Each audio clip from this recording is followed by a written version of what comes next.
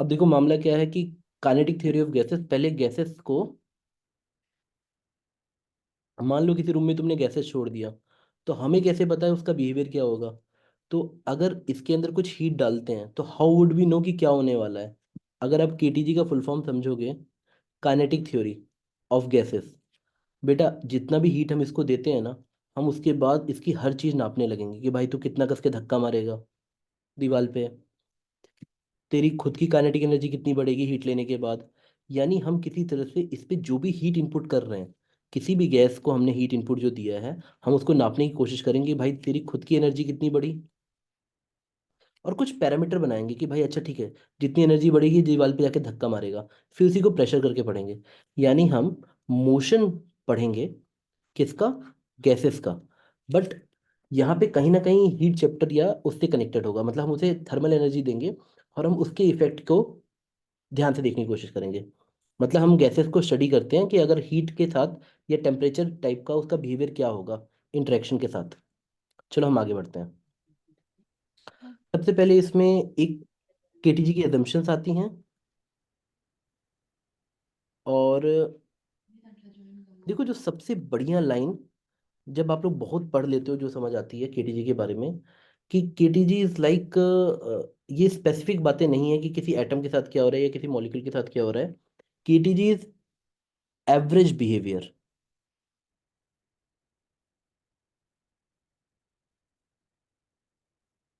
बेटा मैं एक चीज़ समझाता हूँ, जैसे भारत की इकोनॉमी है, तो अगर मैंने बोला कि भारत की पर कैपिटा इनकम पाकिस्तान से ज़्यादा है, तो इसका ये मतलब नहीं है कि हर भारतीय हर पाकिस्तानी से अमीर होगा, या वाइस वर्सा।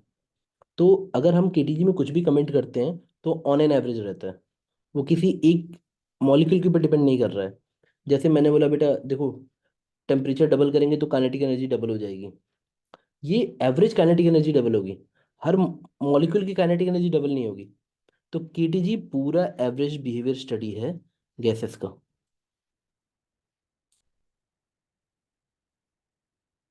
हम कोई भी कमेंट करने वाले हैं वो एवरेज के लिए ट्रू है, स्पेसिफिक के लिए ट्रू नहीं है। कुछ भी हम पढ़ेंगे, ये लाइन सबसे इंपॉर्टेंट है। जब तुम अच्छे केसेस करोगे एडवांस के, तब तुम्हें समझ आएगी, या कोई ट्रिकी लैंग्वेज बेस्ड क्वेश्चन दिया होगा तब तुम्हें समझ आएगी कि भाई कॉन्सेप्ट वाला क्वेश्चन है ये। अब एजम्पशंस पे आते हैं। हम किसी चीज को पढ़ने वाले हैं तो कुछ तो एजम्पशन मानेंगे ना, कि तुम क्या मानते हो क्या तुम नहीं मानोगे। बेटा जैसे हम मोशन और ग्रेविटी पढ़ते हैं तो हम पहले मानते हैं ना कि भाई हवा नहीं मानेंगे, पार्टिकल जैसा जाएगा ऊपर वैसे ही नीचे आएगा। तो एवरी टॉपिक है सर्टेन एजम्पशन। हम गैसेस को स्टडी करने वाले हैं तो उनको पहले कुछ एजम्पशन मानते हैं, और मेरा मानना है कि जिसने एजम्पशन समझ लिया उसका केटीजी देन एंड देयर खत्म हो गया। तो चलो हम मानते हैं कि हमारी गैस कैसा बिहेव करेगी। तो मैं ये सारे एजम्पशन बड़ी तेजी से लिखवाऊंगा।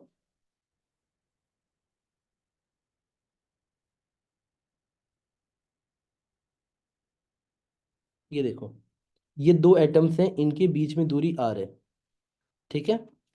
और अगर इस एटम का रेडियस r1 माने, तो r is much much much much greater than r1। यानी distance between two atoms is very very large in comparison to the distance, मतलब in comparison to the size of the atom. यहाँ तक समझ पाए? हाँ sir. Second, मैं ऐसे देखो मैं assumptions को ना मैथमेटिकली पढ़ाऊंगा, तो ये लैंग्वेज बेस में नहीं लिख रहा, मैं समझ गया ना? जी सर। assumption नंबर 2, अगर इक्विलिब्रियम रीच हो गया है, इक्विलिब्रियम रीच हो गया है मतलब ये स्टेडी स्टेट आ गया है। जैसे आपने एक खाली कंटेनर लिया और इसके अंदर गैस को डालना शुरू किया, तो उस समय कोई भी एजम्पशन थ्योरी व्योरी काम करने वाली नहीं है। जब गैस अपना एक आइडियल टाइम ले लेती है, स्टेबल हो जाती है, तब हम कुछ बातें बोलेंगे। जब स्टेडी स्टेट आ गया है, स्टेडी स्टेट आने के बाद ऐसा लगेगा जैसे राम राज्य आ गया है, हर चीज सेम हो जाएगी, यूनिफॉर्म। एक ही वर्ड में डिफाइन कर सकते हो, यूनिफॉर्म। अब क्या क्या मतलब समझाता हूँ। अगर यहाँ पे किसी 1 मीटर क्यूब में 500 पार्टिकल हैं, तो तुम किसी भी जगह 1 मीटर क्यूब पकड़ो, यहाँ 500 पार्टिकल होंगे, मतलब number density will become uniform. But this is not only true about number density, it is true for every general sense, what ever you can think. कि सर आप ये कहना चाहते हैं जितना ऊपर जा रहे हैं पार्टिकल उतने ही नीचे आ रहे हैं, हाँ बेटा।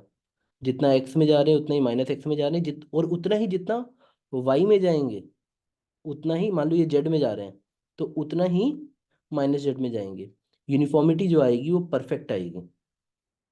मेरी बात समझे? आप इसको चाहो तो फीलिंग में लिख सकते हो कि जो भी मोशन होगा, मतलब अगर मैंने बोला एक्स में एवरेज स्पीड है, एक्स में 20, तो वाई में भी एवरेज स्पीड 20 ही होगी।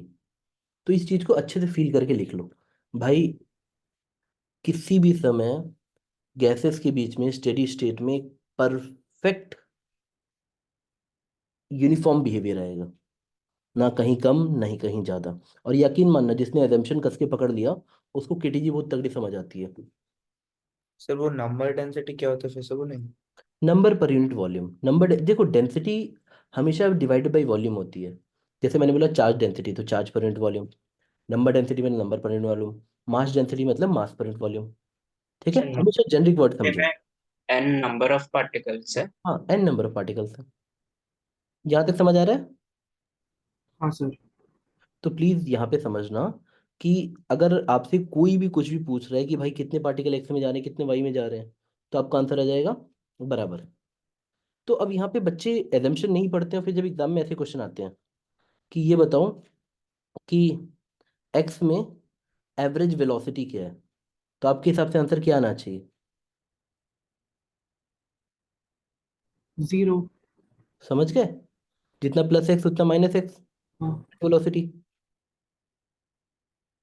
Sir, plus x minus x. अरे मतलब वैसा वाला बिहेवियर। देखो एक पार्टिकल जितनी देर, मतलब तुम समझो टोटल हम बिहेवियर की बात करें तो जितना दाएं जा रहे हैं उतना बाएं जा रहे हैं। कोई एवरेज स्पीड, तो एवरेज स्पीड बन सकती है पर एवरेज वेलोसिटी थोड़ी ना आ पाएगी। या ओके, एवरेज मोमेंटम कितना आएगा। मतलब कैंसिल आउट हो जा रहा है। हाँ, अगर वो वेक्टर पूछें तो एवरेज मोमेंटम कितना आएगा ये बताओ? जीरो। जीरो। Zero, yes. तो अब बच्चे बोलते हैं, सर ये चीज़ तो पढ़ाई नहीं गई। सही बात है, तुमने एजम्पशन ध्यान से नहीं पढ़ा। देखो बस उस पॉइंट को पकड़ो जो मैं बोल रहा हूँ, कि जो यूनिफॉर्मली डिस्ट्रीब्यूटेड मोशन होगा। समझ गए? देखो सोच का अंतर आता है। जिसने सोचना शुरू किया बेसिक के ऊपर वो बोलता है मेरे फंडे क्लियर है। यहाँ तक समझ आ रहा है? चलो आगे बढ़ते हैं। अब तक सिर्फ दो प्रॉपर्टीज पढ़ाई है, तीसरी, नंबर ऑफ पार्टिकल्स को इनफाइनाइट मतलब ज़्यादा लेना है, इनफाइनाइट भी नहीं मतलब बहुत ज़्यादा लेना है। हम मानेंगे कि गैस के बहुत सारे पार्टिकल हैं। ठीक है। और ये जो कई बुक्स में ये जो तीसरा पॉइंट था ना, उसमें ये भी बोलेगा कि bodies are doing random motion और the particles are doing random motion. वही तो मैं बोल रहा हूँ, ऑर्गेनाइज नहीं कि सिर्फ एक्स में नहीं जाएंगे सिर्फ वाई में नहीं जाएंगे, सब रैंडम जा रहे हैं। बट एवरेज आउट हो रहा है, हर चीज एवरेज आउट होकर जीरो हो रही है। वैसे सोचो। क्या यहाँ तक साथ हो? Yes sir. हाँ सर। हाँ अब एक सर। मस्त प्रॉपर्टी आती है जो बच्चा ध्यान नहीं देता है पर सही है, जरूरी है। देखो एनसीईआरटी में ये चीज लैंग्वेज बेस पे दी है तो बच्चा उससे क्लिक ही नहीं कर पाता कि बोलना क्या जा रहा है। अब देखो नेक्स्ट पॉइंट क्या है कि अगर मैं किसी गैस के पार्टिकल को देखूंगा तो उसके ऊपर कोई भी एक्सटर्नल फोर्स नहीं लगेगा, सारे एक्सटर्नल फोर्स या इंटरेक्शन फोर्स हमें जीरो लेना है। इंटरेक्शन क्यों बोल रहा हूँ? क्योंकि एक बच्चा ये भी बोल सकता है गैस पार्टिकल पे बाहर से नहीं लगा रहा, पर दो गैस पार्टिकल आपस में इंटरेक्ट कर गए तो मानना ही नहीं है। आप यहाँ पे एक ही लाइन लिखना, there is no interaction force, there is no interaction force. मस्त समझ आया? कोई इंटरेक्शन फोर्स नहीं होने वाला है, लगना ही नहीं है। देखो बेटा मैं बस जो बोल रहा हूँ उस पर ध्यान देना। कई बार जब क्वेश्चन पेपर सेटर आता है ना तो बहुत चालू होता है। वो बोलता है ठीक है यार अब देखते हैं, बच्चे को लपेट लेते हैं, सोच पा रहा है कि नहीं सोच पा रहा है। वो ऐसे रख देंगे और बोलेगा कि एक पार्टिकल के ऊपर ग्रेविटी लग रही है। अब बताओ क्या केटीजी में टीचर ने सिखाया था कि वीआरएमएस का फॉर्मूला होता है √3 RT/m, मॉलिक्यूलर वेट। क्या सर ये एप्लीकेबल होगा? नहीं। अगर हमने mg वेट लगा दिया तो कहाँ से एप्लीकेबल हुआ? कोई इंटरेक्शन फोर्स लेना ही नहीं है। अब यस सर। प्रॉब्लम यही है ना कि बच्चे को जब ये पढ़ाया जाता है तो बच्चा उस समय बेसिक्स पे ध्यान नहीं देगा। अभी सीधे ट्वेल्थ में इलेक्ट्रोस्टैटिक्स में आएगा, एक पार्टिकल था, Cl माइनस था, और यहाँ पे प्लस चार्ज दे दिया है। अब वो बच्चे से पूछ रहा है कि बेटा बताओ कि क्या कोई गैस है Cl माइनस टाइप की। अब देखो मुझे केमिस्ट्री तो ढंग से आती नहीं, पर गैस मान लो कोई गैस है जो चार्ज है, ओके, ठीक है।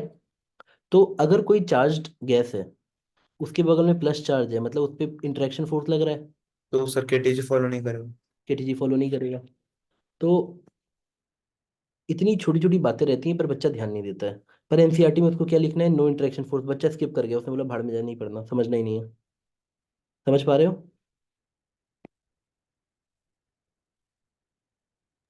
सर मेरे को अच्छे से समझ में नहीं आया। बेटा सारे पार्टिकल ना फ्री स्पेस की तरह बिहेव करेंगे, स्वतंत्र। कोई दूर दूर तक कोई प्लानिट नहीं है, कोई सोलर सिस्टम नहीं है, फ्री पार्टिकल। सन हर जगह नहीं है बेटा, हम्म। वो खींचने वाली चीज हर जगह नहीं है। कई जगह इतना स्पेस खाली है कि आदमी अकेले में घूम रहा है, वैसा वाली हालत है। कोई इंटरेक्शन फोर्स ही नहीं है ना। ना कोई किसी को नीचे खींच रहा है, ना कोई बोल रहा है राइट चलो, लेफ्ट चलो, ऊपर जाओ, नीचे चलो, कुछ नहीं है। मस्त free, no interaction force. Okay sir. सोच पा रहे हो थोड़ा थोड़ा? हम्म। चलो फिर आगे बढ़ते हैं, पांचवें पॉइंट पे आते हैं। कि मान लो पार्टिकल आपस में कोलिजन करें, चाहे दीवार से कोलिजन करें, सारे कोलिजन F=m में सेकेंड लॉ फॉलो करेंगे। अच्छे से निकला? तुम पूरा स्टाइल में लिखना, all the particles and the collision follow the Newton law of motion.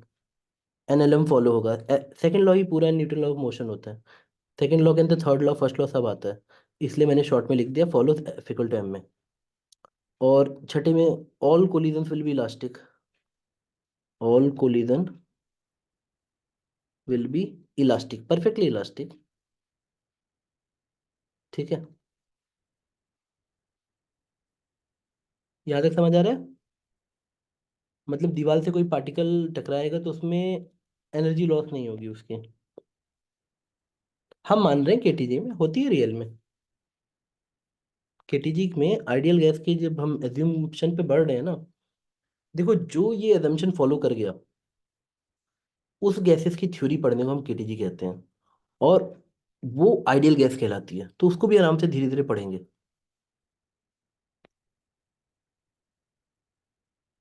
अब देखो एक पॉइंट बहुत सिंपल सा है, वो ये कहता है कि अगर एक पार्टिकल दीवार से जब टकरा रहा है, या दो पार्टिकल आपस में टकरा रहे हैं, तो ड्यू जो कोलिजन टाइम होता है ना, टकराने का टाइम, वो जीरो मानेंगे।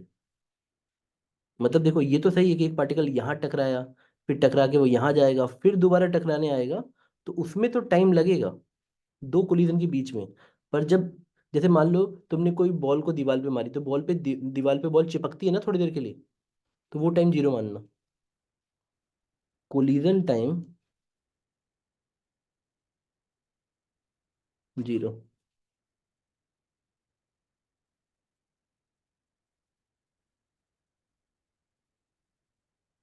क्या तो यहाँ? कोलिजन टाइम जीरो मतलब तो वो इलास्टिक ही होगा, है ना? हाँ मतलब नहीं, जरूरी नहीं है, इलास्टिक कोलिजन में भी वो कोलिजन टाइम हो सकता है।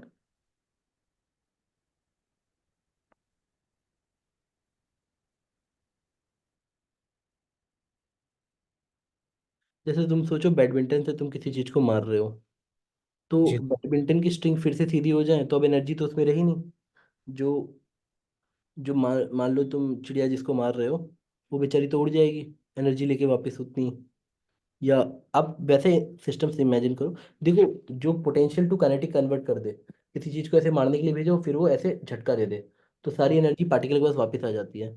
तो इलास्टिक कोलिजन जरूरी नहीं है कि सिर्फ कोलिजन टाइम जीरो, हम इस केस में मानेंगे कि all the collision time will be zero.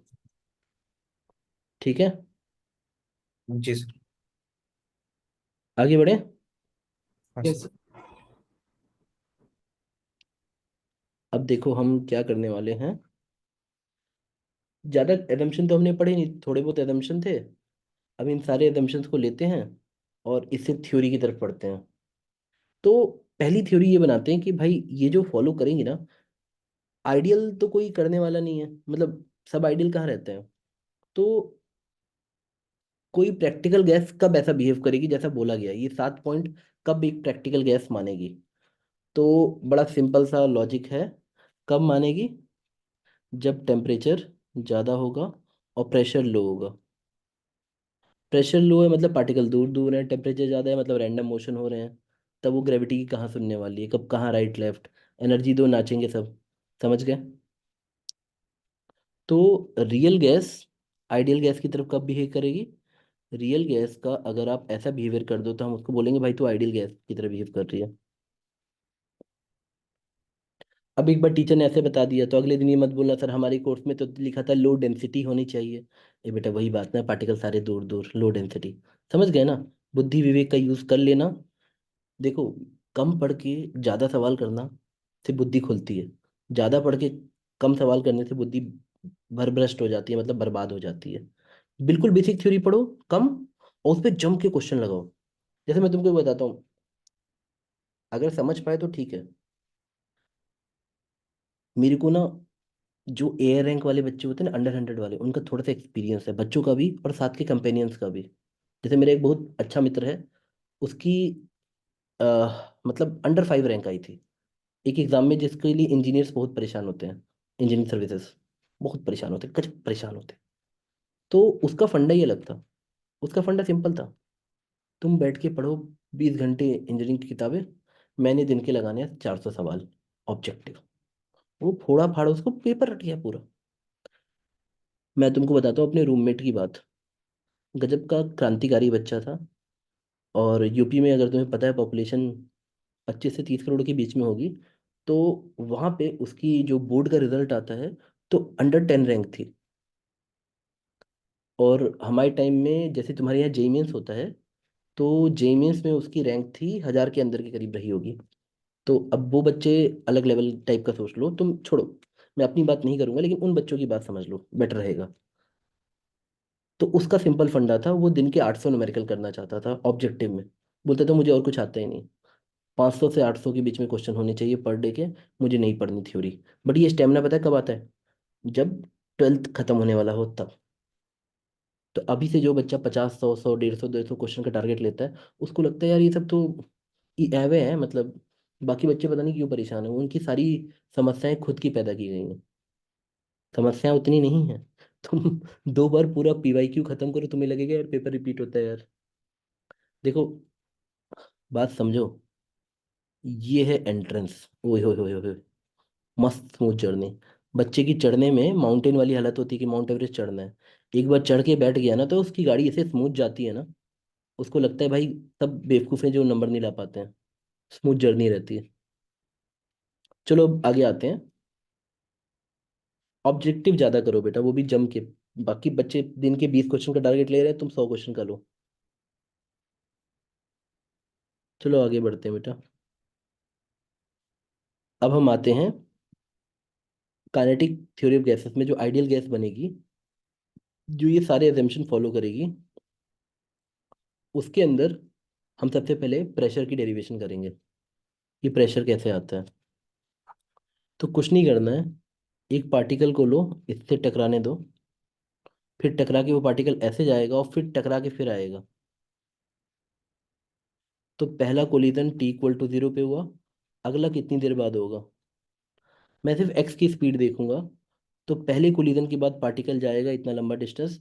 इसको परफेक्ट क्यूब मान लो, जो कंटेनर है इसको क्यूब मान लो। तो इससे चीज़ें आसान हो जाएंगी। पर देखो, टीचर ने क्यूब के लिए कराया, फिर भी वो किसी भी जनरल शेप के लिए वैलिड है। चाहे वो कोई फ्लास्क हो, चाहे कोई भी अजीब सी शेप बना दो, तो भी केटीजी के जो फॉर्मूले बनेंगे सबके लिए वैलिड होंगे। ये मत सोचना कि सर आपने क्यूब लेके कराया डेरिवेशन तो क्यूब के लिए वैलिड है। ठीक है? यहाँ तक साथ हो? Yes sir. हमने कैलकुलेशन को आसान बनाने के लिए क्यूब इमेजिन कर लिया, जिसकी लेंथ एल है।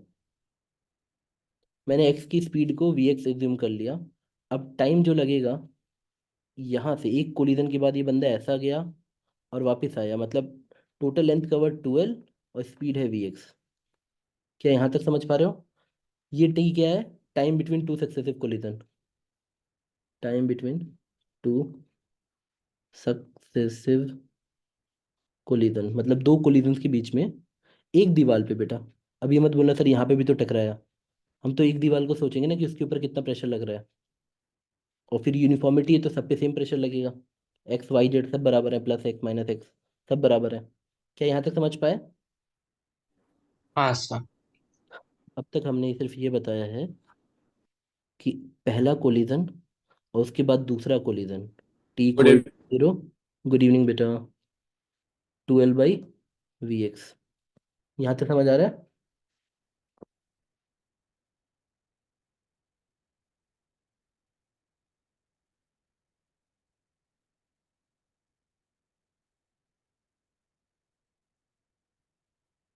अब बेटा फोर्स को क्या सिखाया गया है? एक ही पार्टिकल का फोर्स लेते हैं, मान लेते हैं ये जो छोटी सी बॉल थी इसके मास m था, पहली बार ऐसे टकराई और आखिरी बार टकरा के ऐसे वापस जा रही है, और इलास्टिक कोलिजन हो रहा है, तो आते वक्त Vx है तो जाते वक्त भी Vx होगी। बट तुमको अगर साइन कन्वेंशन में पढ़ना है तो इसको प्लस Vx बोल दो, इसको माइनस Vx बोल दो। तो एवरेज फोर्स आ गया एक mass final velocity minus initial velocity by time taken. Final velocity में मैं लिख देता हूँ -Vx, और इनिशियल वेलोसिटी में लिख देता हूँ plus Vx by time 12/Vx। तो आपका फोर्स कितना आ गया एक पार्टिकल द्वारा, बताओ? Average force between two successive collision कितना आ गया? बोलो। टू टू कट गया, फिर क्या हुआ? mvx² mv²/L। यानी जो गैस है भाई, उसका एक पार्टिकल दीवार पे, एक दीवार की एक साइड पे इतना धक्का मारता है एक पार्टिकल, तो सारे पार्टिकल मिलके क्या करेंगे? Capital N number of into particle. n M V multiply X square by L. तो भाई अब बताओ प्रेशर कितना होता है, फोर्स बाई एरिया। एरिया कितना है? स्क्वायर L² बाय से डिवाइड कर देंगे, ये बन गया प्रेशर। तो एन एम प्रेशर डी। का नीचे L³ आ गया, कंटेनर का वॉल्यूम। याद रखना वॉल्यूम कंटेनर का होता है, पार्टिकल का कुछ नहीं होता। बच्चे मैंने मैथे भी देखे हैं, वो 4/3πr³ वो पार्टिकल का वॉल्यूम निकाल रहे होते हैं कि सर मास, वो जो हमारी गैस पार्टिकल है उसका रेडियस दिया है, निकाल लेंगे पूरा। वो सब नहीं करना है बेटा। आइडेंटिफाई करो कि क्या चीज़ आप कर रहे हो। L³ को मैं वॉल्यूम लिख दूंगा, तो प्रेशर का फॉर्मूला आ गया nm(Vx²) वॉल्यूम, और यही वॉल्यूम उधर जाके पीवी बन जाएगा। तो पीवी इक्वल टू n, एक का मास Vx²। यहाँ तक आ गए बच्चों? आ गए यहाँ Yes. तक?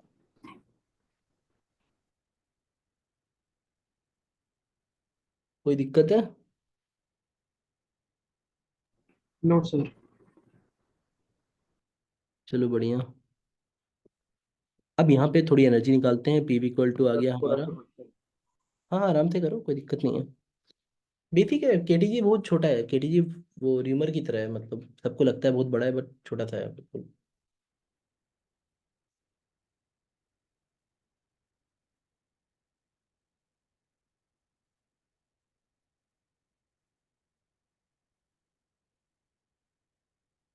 ये तुम्हें क्या दिख रहा है स्क्रीन पे, कुछ दिख रहा है? Yes sir. क्या है? Share. हाँ तो बस Share. वही बनना है बस। चलो आगे बढ़ते हैं। शेर को मन से पता रहता है वो जंगल का राजा है। वो किसी को दिखाता नहीं है, बस उसे पता रहता है कि जंगल का राजा है। उसको अपनी इनर स्ट्रेंथ पे भरोसा रहता है।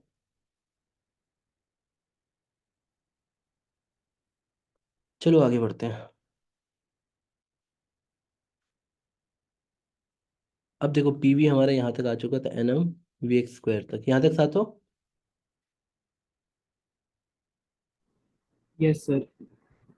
अब देखो हमने तुमसे बताया था कि अगर किसी पार्टिकल की, मैं तुमसे पूछूंगा कि स्पीड के हिसाब से बताओ, कि जो स्पीड अगर वेक्टर की तरह लिखूं तो जो स्पीड x की होगी, i लिखना पड़ेगा, प्लस Vy(J) लिखना पड़ेगा, प्लस Vz(K) लिखना पड़ेगा, ऐसा होगा ना बेटा? हाँ सर। हाँ, sir.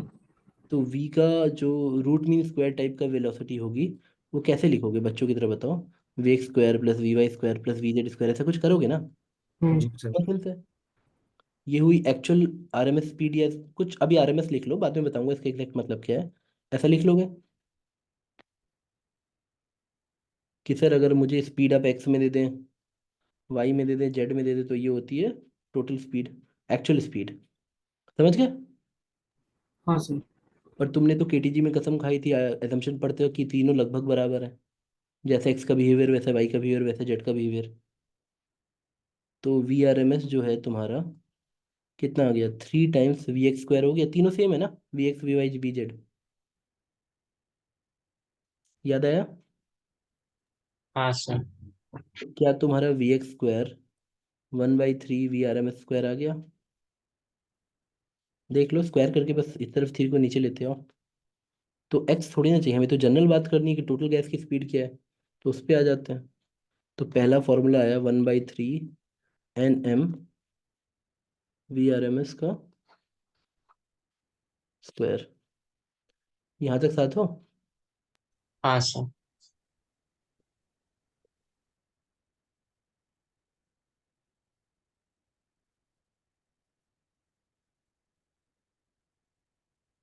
कोई दिक्कत किसी को? No sir. अब ये बच्चों वाले फॉर्मूले मत बनाना, बस जिसको मैं बोलूँ उसको सीटीएम करना है, ये सीटीएम करना है। एजम्पशंस के बाद यही एक चीज, एजम्पशन समझनी है, अपने आप याद आ जाती हैं। पहली चीज जो तुम्हें सीटीएम करनी है ये है। अब वहाँ पे बच्चे, वो बच्चों वाले भी बच्चे होते हैं। टोटल मास एनएम मतलब total mass of the gas by volume, density बन गई। तो बच्चे ये सब फॉर्मूले भी याद करते हैं भाई। भगवान ने छोटा सा तो मस्तिष्क दिया है, कितना रटोगे भाई? ये भी रटेंगे अलग से, ये भी रटेंगे अलग से, पता नहीं कितना रटेंगे बच्चे, लेकिन बेसिक ही रटो। देखो कहीं ना कहीं तो तुम्हें रुक के रटना ही पड़ेगा। अगर मुझे एनएलएम भी पढ़ाना है तो एफ इक्वल टू एम में तो रटाना ही पड़ेगा, बेसिक फॉर्म में। समझ पा रहे हो? सर एनएम क्या है? हाँ। अरे एन सर एक पार्ट, एम एक पार्टिकल का मास है, N total number of particle है।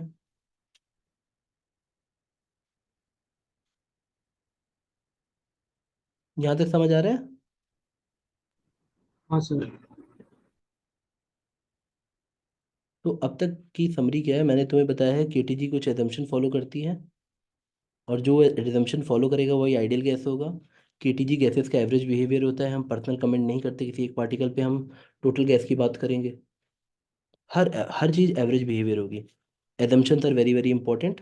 उसके बाद उन्हीं एजम्पशंस को ख्याल में रखते हुए मैंने प्रेशर की डेरिवेशन की। तो प्रेशर की डेफिनेशन डेरिवेशन के बाद हमारा पहला फॉर्मूला ये बना, और इसी को आपको सीटीएम करना है। कर लिया? हाँ सर। चलो चलो हम आगे बढ़ते हैं। अब देखो,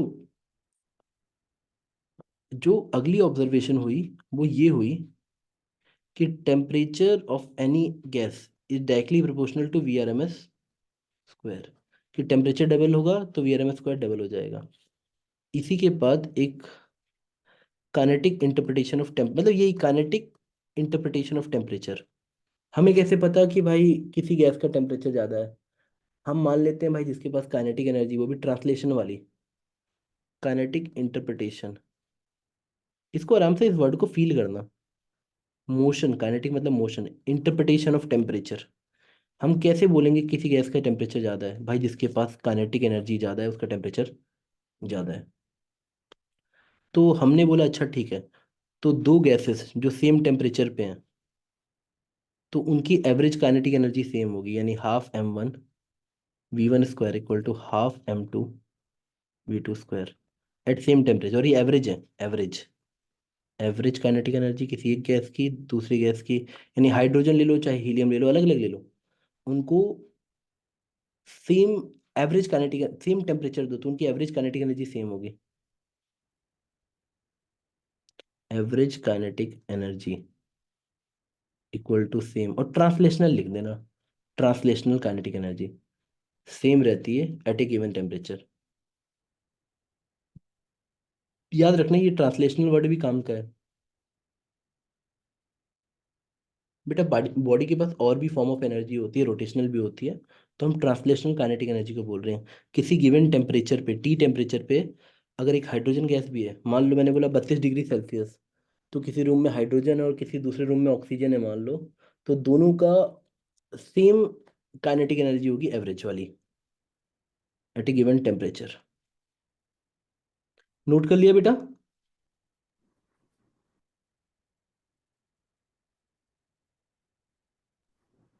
हाँ सर। अब तुम बोलोगे सर ये क्या। बेटा देखो, अगर आप अच्छे तरीके से, मैं जल्दीबाजी में लिख रहा हूँ ऐसे नोट्स मत बनाना, बहुत सिस्टमेटिक तरीके से बनाना। आप लिखोगे kinetic interpretation of temperature, that means temperature is directly proportional to we R M square. Then you will say कि average kinetic energy, translational kinetic energy of two gases at same temperature is same. ये लिखा। अब देखो, मेरी बात बहुत ही ध्यान से सुनना। मैंने P V equal to 1/3 NmV square लेना है, plus plus temperature is directly proportional to VRMS square लेना है। ये जो ये या काइनेटिक इंटरप्रिटेशन कि सेम टेम्परेचर पे दो अलग अलग गैसेस का at same temperature kinetic energy same रहती है। इन दोनों पॉइंट्स को जैसे ही मैं मिलाता हूँ, मुझे मेरा आइडियल गैस इक्वेशन मिल जाता है। डेरिवेशन इंपॉर्टेंट नहीं है, सच में यकीन मानो। वो आपके कोर्स में नहीं है, कभी मैं कराऊंगा कभी मैं नहीं कराऊंगा, किस बैच में मैं कराऊंगा किसी बैच में नहीं कराऊंगा। क्योंकि विद इन सिलेबस आपको सिर्फ डायरेक्ट फॉर्मूला दे दिया है कि भाई ये समझो और ये समझो, आपका डायरेक्टली ये आ जाता है क्या, PV इक्वल टू NkBT या PV इक्वल टू nRT। क्या यहाँ तक साथ हो।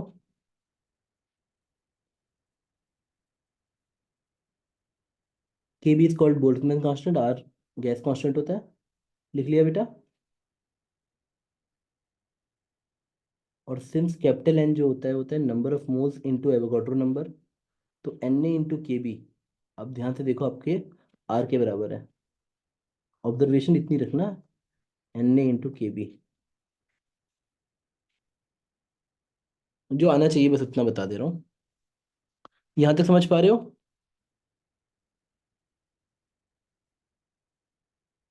जी सर। अब PV equal to NkBT, PV equal to nRT, यही आइडियल गैस को डिफाइन करेगा।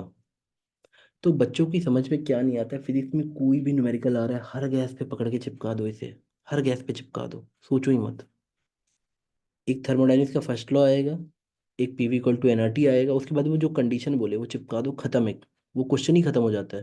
वो थर्मोडायनेमिक्स और ये KTG खत्म हो जाता है वहाँ पे, जहाँ पे तुम ये 3 पॉइंट एक साथ चिपका देते हो। बच्चे खूब परेशान होते हैं, मैं बोलता हूँ बेटा एक पन्ने पे ना ऐसे लिख, PV इक्वल टू NRT, होगा इसी से, भले ही तेरे को 2 दिन बाद समझ आए। दूसरा एक फर्स्ट लॉ ऑफ थर्मोडायनेमिक्स होता है जो सिंपली एनर्जी का काउंटिंग बताता है कि कितनी एनर्जी आई, कितना इंटर एनर्जी चेंज हुआ, कितना वर्क डन हुआ। भले अभी तुम्हें ये समझ नहीं आ रहा, भाई सोचो एनर्जी काउंटिंग कहाँ से एनर्जी आई, कहाँ पे वो जा रही है। प्लस कंडीशन कि वो कुछ बोलेगा आइसोबारिक है, आइसोथर्मल है, इस कंडीशन को बच्चों को समझाना टीचर का काम है। क्योंकि बहुत ही अलग अलग शब्दों पे अलग अलग मतलब बनता है। यही 3 समरी हैं KTG और थर्मोडायनेमिक्स की। हर एक क्वेश्चन हो जाएगा अगर तुम्हें समझ आना शुरू हो गया तो। थोड़ा डिटेल है बट इतना ही समरी रहता है। स्टार्ट करें बेटा। अब तक तुम लोगों ने क्या पढ़ लिया है कि सर, एक था एजम्पशंस, फिर थे हमारे प्रेशर की डेरिवेशन, उसके बाद थी हमारी काइनेटिक इंटरप्रिटेशन ऑफ टेम्परेचर, फिर उसके बाद उन दोनों को मिला के हमारा आया PV इक्वल टू NRT। यहाँ तक साथ हो बेटा, आप लोग को समझ आ रहा है। Yes, sir. हाँ सर। ठीक है। अब चलो हम आगे बढ़ते हैं और हम बढ़ते हैं यहाँ पे। अब मान लो तुमने यहाँ पे चल लेते हैं बेटा। इसमें एक चीज आता है law of equipartition of energy. Law of equipartition of energy बहुत सिंपली एक चीज बोलता है कि भाई जो जो एनर्जी है वो हर डिग्री ऑफ फ्रीडम को बराबर बढ़ती है। तो बच्चा बोलता है सर डिग्री ऑफ फ्रीडम क्या है। अब यहाँ पे डिग्री ऑफ फ्रीडम आपको समझाना पड़ेगा। Degree of freedom is the counting of how many types of motion, या कितने टाइप ऑफ वो डिफरेंट। आपको इसकी बड़ी खतरनाक डेफिनेशन भी मिल जाएगी, पर वो नहीं, वो बच्चा फील नहीं कर पाता। सिंपल डेफिनेशन, कितने टाइप ऑफ मोशन एक पार्टिकल कर सकता है। Types of motion a body can have.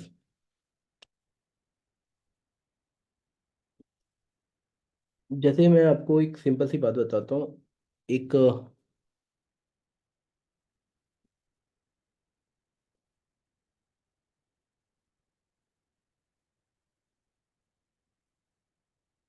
एक बीड को हमने एक धागे से बांध दिया। अब वो या तो राइट जा पाएगा तो लेफ्ट, 1D में मोशन कर रहा है। क्या ये बात समझ पा रहे हो? तो मैं बोलूंगा इसके पास सिर्फ एक एक्सिस की डिग्री ऑफ फ्रीडम है, एक्स की। क्या ये बात समझ पाए? किसी फ्री स्पेस में एक पॉइंट मास रखा है, फ्री स्पेस में, आसपास कोई इसको बांध नहीं रहा है। एक्स में भी जा सकता है, वाई में भी जा सकता है, जेड में भी जा सकता है ऐसे। तो इसका डिग्री ऑफ फ्रीडम 3 हो जाएगा। जितने टाइप्स के पॉसिबल मोशन है कर सकता है, उसको डिग्री ऑफ फ्रीडम बोलते हैं। क्या यहाँ तक क्लियर हो? हाँ सर। ज़्यादा मुश्किल नहीं है, थोड़ा ठंडे दिमाग से सोचो कि क्लिक करेगा। हाँ। अब देखो एक प्रॉब्लम क्या है कि हमारे कोर्स में डिग्री ऑफ फ्रीडम को कॉम्प्लिकेट नहीं किया गया है फिजिक्स में। जब तुम केमिस्ट्री को BSc MSc या इंजीनियरिंग में पढ़ोगे, तब वहाँ पे degree of freedom is very complicated. Physics में degree of freedom is not complicated, तो अपने सर में एक्स्ट्रा प्रेशर मत लेना। बहुत सिंपल रखा है, देखो। मान लो मैंने आप लोगों से पूछा कि एक पेन है, पेन के पास कितना डिग्री ऑफ फ्रीडम है। तो अगर एक बच्चे ने बोला सर इसको तो एक ही पार्टिकल मानेंगे, तो बोलेगा XYZ। पर एक पेन कितने करोड़ों नंबर ऑफ पार्टिकल से मिलके बना हुआ है। मैं हर पार्टिकल के अबाउट इसको घुमा सकता हूँ, रोटेशन कर सकता हूँ, हर पार्टिकल के नहीं अबाउट ट्रांसलेशन करा सकता हूँ। तो इसके पास डिग्री ऑफ फ्रीडम इनफाइनाइट आता है। तो फिजिक्स में वो डेफिनेशन वेस्ड क्वेश्चन पूछते हैं कि भाई कॉन्सेप्ट समझे कि नहीं। क्या ये बात समझ पाए? उनको बेसिक्स चाहिए कि अंडरस्टैंडिंग है कि नहीं। फिजिक्स में KTG and thermodynamics they are very basics, कि लाइक कि भाई बच्चा सोच पा रहा है कि नहीं। उनको फैक्ट बेस्ड नहीं चाहिए। मैं जो बोलना चाह रहा हूँ उसका मतलब है कि देखो कई जगह पे कुछ टॉपिक फैक्ट बेस्ड बनते हैं, फिजिक्स में ये जो केटीजी एंड थर्मोडायनेमिक्स वो फैक्ट बेस्ड नहीं है। आप हर चीज को लॉजिकली मैथमेटिकली सॉल्व कर सकते हो। यहाँ तक से आता हूँ। हाँ सर। अब देखो, कोई मोनोटॉमिक गैस है, तो उसको बोलेगा डिग्री ऑफ फ्रीडम 3 हो गई। तुम बच्चों की तरह समझना। कोई डायटोमिक गैस है, जैसे डंबल की तरह सोच लो, ये बॉन्ड है उनके बीच का, और ये दोनों पार्टिकल्स। तो अगर ये रिगिड है, ये बॉन्ड रिगिड है या रिजिड बोल लो, तब हम बोलते हैं 3 ट्रांसलेशन के, XYZ, 3 ट्रांसलेशन के और 2 रोटेशन के। क्लॉकवाइज एंड एंटी क्लॉकवाइज सोच लो। आपने बोलिए नहीं सर हम स्प्रिंग लगाएंगे, यानी डायटोमिक में हम बॉन्ड को स्प्रिंग की तरह सोचेंगे, यानी ये फ्लेक्सिबल है, वैसे लिख देगा। तब तुम बोलोगे सर 3 ट्रांसलेशन के, 2 रोटेशन के, प्लस 2 वाइब्रेशन के। क्या बच्चा ये बात समझ आई? Yes sir. तो वो ज़्यादा से ज़्यादा। वाइब्रेशन के दो क्यों? हाँ बेटा। जी जी जी जी। वाइब्रेशन के दो क्यों? दोनों तरफ। तो फिर वो तो रहेगा एक्स एक्सिस ना। नहीं नहीं नहीं बेटा, आप समझने की कोशिश करो, वो मोशन थोड़ी ना पढ़ रहे हैं, 1D थोड़ी ना कर रहे हैं उसके साथ में। ओके। तो फील करोगे थोड़ी देर में समझ आएगा। ठीक है बेटा, देखो पूरा सिस्टम अगर एक्स में जा सकता है, प्लस एक्स में माइनस एक्स में, तो भी हम उसको 1D कहते हैं। पर वाइब्रेशन में तुम्हारा कंप्रेशन हो सकता है, एक्सटेंशन हो सकता है। समझ गए? हाँ सर। तो ठंडे दिमाग से देखो, यही तो बोल रहा हूँ ब्यूटी ऑफ यहाँ पे फिजिक्स क्या है ना, वो तुमको बस बेसिक्स में रखना चाहता है। वो कॉम्प्लिकेट कर ही नहीं रहा, तुम सोचोगे तुम्हें समझ आ जाएगा। देखो बेटा, वो जनरली ऐसा नहीं बनाएंगे कि भाई ये एक पार्टिकल है, H2O एटम है, और इसका डिग्री ऑफ फ्रीडम निकालो। अगर ये हमें H2O को भी देगा ना, तो हम जबरदस्ती इसका निकाल देंगे आसान वाला। फिजिक्स में वो आसान वाला ही निकलेगा। वो ये नहीं बोलेगा कि भाई वो O ऐसे है और H के ऐसे 2 बॉन्ड बने हैं। इसके लिए अलग आंसर आता है। तो इसकी डिग्री ऑफ फ्रीडम कैलकुलेशन हमारे कोर्स में नहीं है, हम बिल्कुल फ्री हैं। हम बच्चों वाले लॉजिक पे आंसर देने वाले हैं। तो मेरी बात समझ पा रहे हो? तो अब यहाँ प्रॉब्लम आती है, कई सारे ऐसे टीचर्स भी हैं मार्केट में जो तुम्हें ऐसी चीजें पढ़ाएंगे जो एनसीईआरटी में नहीं है। तो वो आप कैसे एज्यूम करोगे जो डेटा ही आपको नहीं पता है? क्या मेरी बात समझ पा रहे हो? Yes sir. पेपर एक बाउंड्री में बनता है कि एनसीईआरटी में सिलेबस क्या दिया हुआ है, जेई वालों ने क्या सिलेबस रिलीज किया है, या नीट वालों ने क्या सिलेबस रिलीज किया है। तो हमारे कोर्स में जो डिग्री ऑफ फ्रीडम है वो डेफिनेशन है, और सिर्फ मोनोटॉमिक, डायटोमिक और मैक्सिमम पॉलीटॉमिक, मतलब 3 तक जाएंगे, लेकिन ऐसे वाले 3 पे नहीं जाएंगे हम लोग कि भाई ऐसे का बताओ। हमें जाना ही नहीं उस गली, तो उस गली का पता नहीं पूछेंगे। मेरी बात समझ पाए? हाँ सर। तो अब वापस आते हैं यहाँ तक, जैसे तुमको बताया इसलिए रहा हूँ कि जैसे फ्लेक्सिबल डायटोमिक है तो उसका डिग्री ऑफ फ्रीडम 7 आ जाएगा, 7। जो रिजिड वाला डायटोमिक है उसका 5 आ जाएगा। बाय डिफॉल्ट ये रिजिड वाला ही लेते हैं, अगर वो डायटोमिक बोल रहा है तो 5 मानो, डिग्री ऑफ फ्रीडम 5 मानो। मोनोटोमिक है तो बाय डिफॉल्ट उसका डिग्री ऑफ फ्रीडम 3 मानो। क्या यहाँ तक साथ हो? Yes sir. तो law of equipartition of energy क्या कहता है कि भाई अगर कभी भी एनर्जी बटेगी तो हर डिग्री ऑफ फ्रीडम को टेम्परेचर पे हाफ के बी टी पर मॉलिक्यूल एनर्जी मिलेगी पर डिग्री ऑफ फ्रीडम। मैं आपको ठंडे दिमाग से समझाता हूँ, अगर आप नहीं समझ पा रहे हो तो बहुत ही ठंडे तरीके से। मान लो आपके पास यहाँ पे एक ऑक्सीजन एटम है और बाहर बाहर बाहर का टेम्परेचर है 27 डिग्री सेल्सियस। तो पहले बोलोगे कि सर हीट एंड थर्मोकाइनेट, ये जो पूरा हीट थर्मोका ये जो केटीजी वेटी जो भी पढ़ना है तुम्हें, सब में केल्विन यूज़ करेंगे, तो इसको क्या बोलोगे? 300 केल्विन। समझ गए? हम डिग्री विग्री से दोस्ती नहीं करते, एग्जाम में गलती करा देती है, सिली मिस्टेक करा देती है। तो मान लो तुम्हें एक रूम में बहुत सारा ऑक्सीजन एटम दिया हुआ है, बहुत सारा बहुत सारा बहुत सारा ऑक्सीजन एटम दिया हुआ है, अनलिमिटेड। केटीजी मान रहे हो तो एजम्पशन में मानो कि नंबर ऑफ पार्टिकल बहुत ज़्यादा है। तो तुम बोलोगे सर हर पार्टिकल को लेंगे और O2 से पूछेंगे भाई तुम कैसे हो, बोलेगा मैं डायटोमिक हूँ। बाय डिफॉल्ट तुम्हें डिग्री ऑफ फ्रीडम कितने लेने हैं बेटा? 5। 5। तो तुम बोलोगे भाई तेरी एनर्जी है ना एक पार्टिकल पे है half K B T into 5।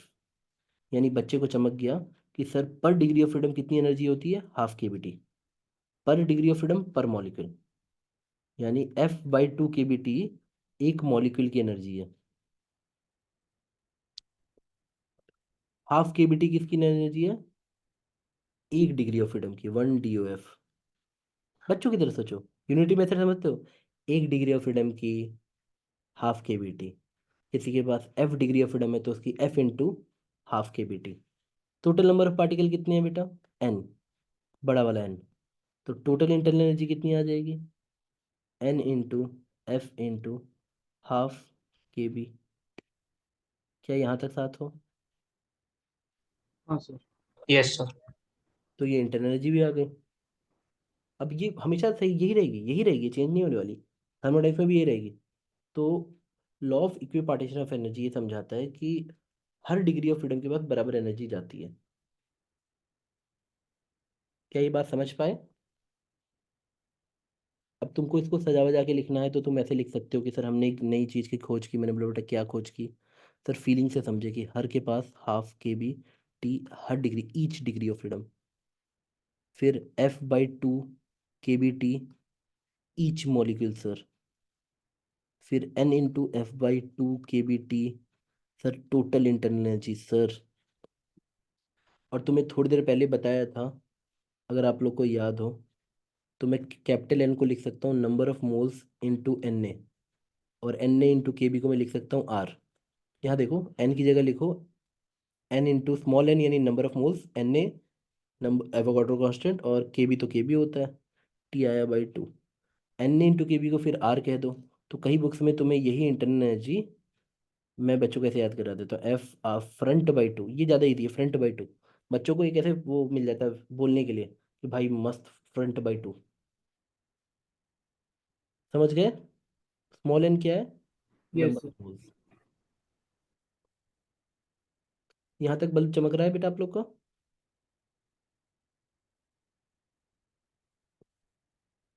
किसी को दिक्कत है यहाँ तक? नहीं सर। चलो आगे बढ़ते हैं। देखो अब हम लोग बोलेंगे कि बेटा एक काम करते हैं हम लोग ना, इसी चीज़ को थोड़ा यूज़ करके रिवर्स इंजीनियरिंग करते हैं। मैंने आप लोग को सिखाया था कि पीवी की वैल्यू आ रही थी NRT, आपने बोला सही है सर। या कैपिटल N KBT, मैंने बोला सही है बेटा। अगर मैं मोनो एटॉमिक लेके तुम्हें डेरिवेशन किया हूँ, मोनो एटॉमिक लेके मैंने तुम्हें डेरिवेशन की है, मोनो एटॉमिक लेके मैंने तुम्हें डेरिवेशन की है, तो तुम मुझे कॉमन सेंस से बताओ, मैं तुम लोग के सामने करता हूँ, आप लोग खुद बताना आपको समझ आया कि नहीं। हमने लिखा था 1/3 NMVRMS स्क्वायर, यहाँ तक साथ थे। प्रेशर की डेरिवेशन यही तो हुई थी, 1/3 NMVRMS स्क्वायर। हम्म, अब ध्यान देना, मैंने बस शब्दों का खेल करना है इधर और कुछ नहीं। पीवी को मैंने लिख दिया 1/3 2 × 1/2, ये तो अलाउड है, 2 × 2 × N × MVRMS स्क्वायर। ये चीज क्या बनी बेटा? सारे पार्टिकल की काइनेटिक एनर्जी। Kinetic energy. अब मोनोटॉमिक लेके हमने डिराइव किया था, तो ये क्या बनेगी? Total translational kinetic energy.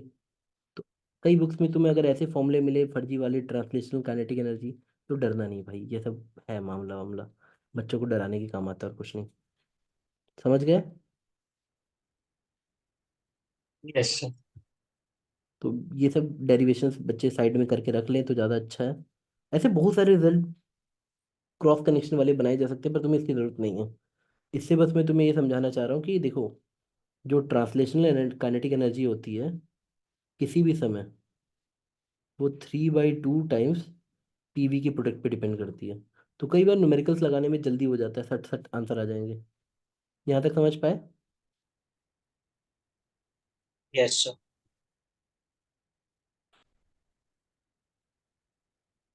तो बच्चे को थोड़ा सा ये समझ आ गया कि सर हाँ सही बात है सर, मोनोटॉमिक में हमने पढ़ा था कि डिग्री ऑफ, मतलब सॉरी, मोनोटॉमिक में हमने यहाँ पे डेरिवेशन की थी कि PV equal to this much. तो अब मेरे को यहाँ तक समझ आ गया। बच्चा बोलता है सर आप law of equipartition of energy को डिराइव कीजिए, सब हो जाएगा। जो बच्चा बेसिक से करता है ना, उसका दिमाग ही अलग लेवल पे चलता है। वो बोलता है सर हमको पूरा डेरिवेशन पे फोकस किया गया था, PV equal to 1/3 NMVRMS square equal to N KBT। बेटा इन दोनों को इक्वेट करो ज़रा। जो हमारा मोनोटॉमिक था उसकी सारी एनर्जी कितनी आई? NMVRMS स्क्वायर इंटू 1/2 × 2 × 1/3 जो हमने लिखा था, ये है टोटल एनर्जी। मोनोटॉमिक के पास तो सिर्फ ट्रांसलेशन ही है, उसके पास और कोई डिग्री फ्रीडम नहीं है। याद करो हमारे मोनोटॉमिक के पास कितने डिग्री ऑफ फ्रीडम थे? 3, ट्रांसलेशन ओनली। तो अगर मैं मोनोटॉमिक की सारी एनर्जी देखता हूँ, सारी की सारी, बेटा यहाँ तक साथ हो? हाँ सर। तो क्या तुम्हें वो ये वाली एनर्जी यहाँ पे अभी NKBT में लिख दे रहा हूँ, बट जब मैं इसको लिखूंगा टोटल ट्रांसलेशन, बेटा मोनोटॉमिक सिर्फ ट्रांसलेशन काइनेटिक एनर्जी है। तो जब TKE लिख रहा हूँ तो क्या तुम्हें 3/2 पीवी तो दिख रहा है ना, 3/2 पीवी, तो पीवी को ही क्या लिख सकते हो? NKBT। ये समझ आ रहा है? देख पा रहे हो? अगर आप लोग के मन में ज़्यादा कॉम्प्लिकेटेड हो गया तो मैं बस इतना बोल रहा हूँ, पीवी इक्वल टू NKBT लिख लो, 1/3 NMVRMS स्क्वायर लिख लो, और फिर जानबूझ के इसको 1/2 और 2 से मल्टीप्लाई डिवाइड करके यहाँ पे translational kinetic energy equal to 3/2 NKBT लिख लो। और फिर मेरा आपसे सिंपल सा प्रश्न है, आप खुद बताओ, ये टोटल ट्रांसलेशन काइनेटिक एनर्जी है, कैपिटल एन पार्टिकल की दोनों तरफ एन से डिवाइड कर दो, तो on an average translation kinetic energy पर मॉलिक्यूल कितनी आ जाएगी? तुम बोलोगे सर 3/2 KBT। मैं बोलूँगा ठीक है बेटा, बढ़िया है। अच्छा ये बताओ बेटा, KTG पढ़ते वक्त ये माना था कि एक्स को, वाई को, जेड को, सबको बराबर तरीके से ट्रीट करना है? तुम बोलोगे हाँ सर माना था। तो मैं बोलूँगा ठीक है, एक काम करो, इसको ऐसे लिखो, ½ KBT प्लस ½ KBT। सारी एजम्पशन याद करो, पूरी एजम्पशन ही KTG है, और कोई नई थ्योरी आने वाली नहीं है। Sir total translation kinetic energy पर मॉलिक्यूल हमारी आ गई ½ KBT plus ½ KBT plus ½ KBT।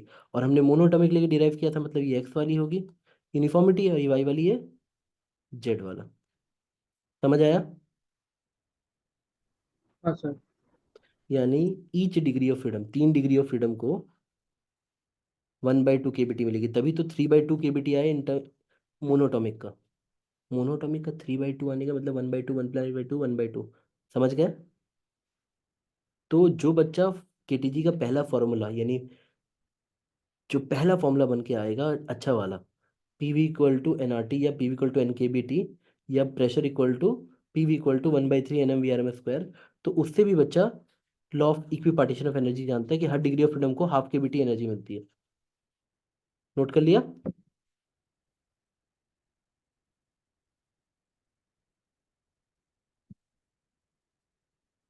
ये बेटा इसकी जरूरत नहीं है, मैं बस ऐसे ही तुम्हें डिराइव करा दिया हूँ कि भाई ये होता है।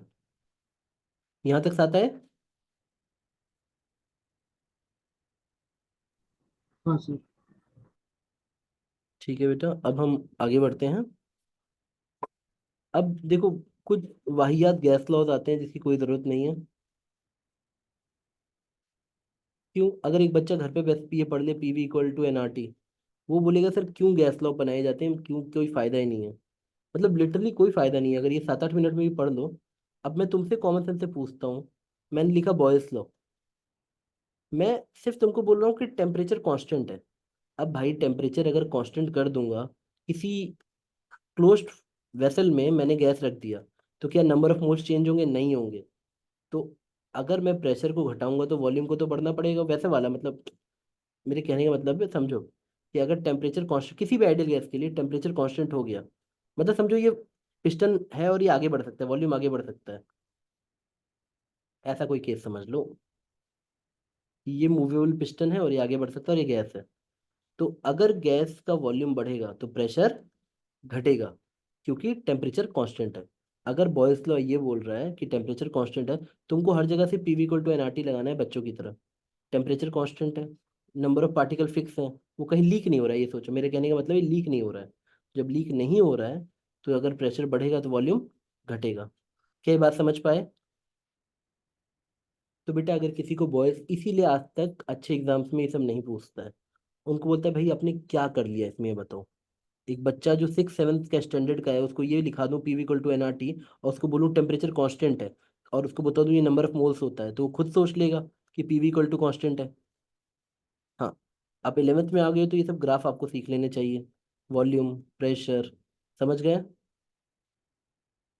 नीट वालों के लिए ये सब थोड़ा सा इंपॉर्टेंट हो जाता है, पर मुझे बहुत बेसिक लगता है। क्या यहाँ तक समझ पा रहे हो? बेटा अगर दो चीज का प्रोडक्ट कांस्टेंट होता है तो उनका जो ग्राफ बनता है वो रेक्टेंगुलर हाइपरबोला बनेगा, प्रेशर वर्सेस वॉल्यूम। यहाँ तक समझ पा रहे हो बेटा? हाँ सर। बचपन में प्रॉब्लम होती तो मैं सोचता था बॉयल मतलब कुछ उबल रहा है, मतलब टेम्परेचर की बात है। अब ये सब बच्चों को करना चाहिए कि भाई जंग इस बात की नहीं कौन समझ गया, जंग इस बात की कौन समझ के दिमाग में लेके एग्जाम में पहुंच गया। समझो जरा, आपके दिमाग में हमेशा एक बचपना चलना चाहिए जहाँ तुम्हारी पढ़ाई है, तुम्हारी फैमिली का सब कुछ करियर दाव पे लगा है, वैसा सोचो। तुम्हारा अकेले का करियर नहीं होता है बेटा कभी, पूरी फैमिली का होता है। चलो आगे बढ़ते हैं बेटा, सेकंड पे आते हैं। ऐसे कितने भी लिख देना मैंने, मतलब लिखते ही चले जाओ, कोई अंत ही नहीं है। जैसे मान लो किसी ने चार्ल्स लॉ बोल दिया, अब मेरे को समझ ही नहीं आ रहा इसको क्यों लॉ वो बोलना है। एक बच्चे ने PV equal to N R T लिख लिया, वो बोलेगा सर अगर वॉल्यूम कांस्टेंट ले, वॉल्यूम कांस्टेंट लोगे, वॉल्यूम कांस्टेंट हो गया तो प्रेशर ही डायरेक्टली प्रोपोर्शनल टेम्परेचर। उसी बच्चे ने बोला सर अगर हम प्रेशर कांस्टेंट ले ले तो, फिर मैं बोलूंगा बेटा वॉल्यूम है डायरेक्टली प्रोपोर्शनल टू टेम्परेचर। ये कोई लॉ बने? समझ पा रहे हो?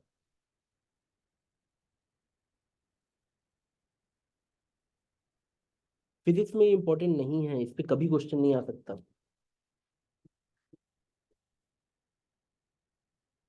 कॉमन सेंस समझ पाए बेटा? Yes, sir. Just like PV equal to NRT में हम बच्चों को खेलना सिखा रहे हैं कि रेशियो प्रोपोर्शन क्या होता है, तो कहाँ से इस पे सवाल आ जाएंगे? नहीं आते। मान लो तुमसे उसने बोला कि सारी गैस, क्या मैंने तुम्हें सिखाया था कि सारी गैसेस एक दूसरे से दूर रहती हैं? तो अगर एक रूम में हाइड्रोजन, ऑक्सीजन, नाइट्रोजन सब छोड़ दोगे तो ये बताओ क्या वो बहुत पास है कि दूर है? क्या सिखाया था तुम्हें, पार्टिकल्स कैसे हैं आपस में? Sir, assumption है, बहुत बहुत दूर, बहुत दूर बहुत दूर, दूर है। बहुत दूर है बेटा। तो मान लो हाइड्रोजन अपना इस दीवार से टकरा रही है तो ऑक्सीजन को पता नहीं वो अपना अलग से टकरा रही है। ये पार्टिकल्स के बीच में दूरी बहुत ज्यादा है, इसलिए जो टोटल प्रेशर होगा वो इंडिविजुअल के प्रेशर का सम होगा। तो ये तो कोई भी जो एजम्पशन पढ़ा है वो बात समझ फील कर लेगा कि हाँ हाँ सही तो बोल रहे हैं भाई। जो प्रेशर है वो सब अपना अलग अलग लगाएंगे दीवार पे।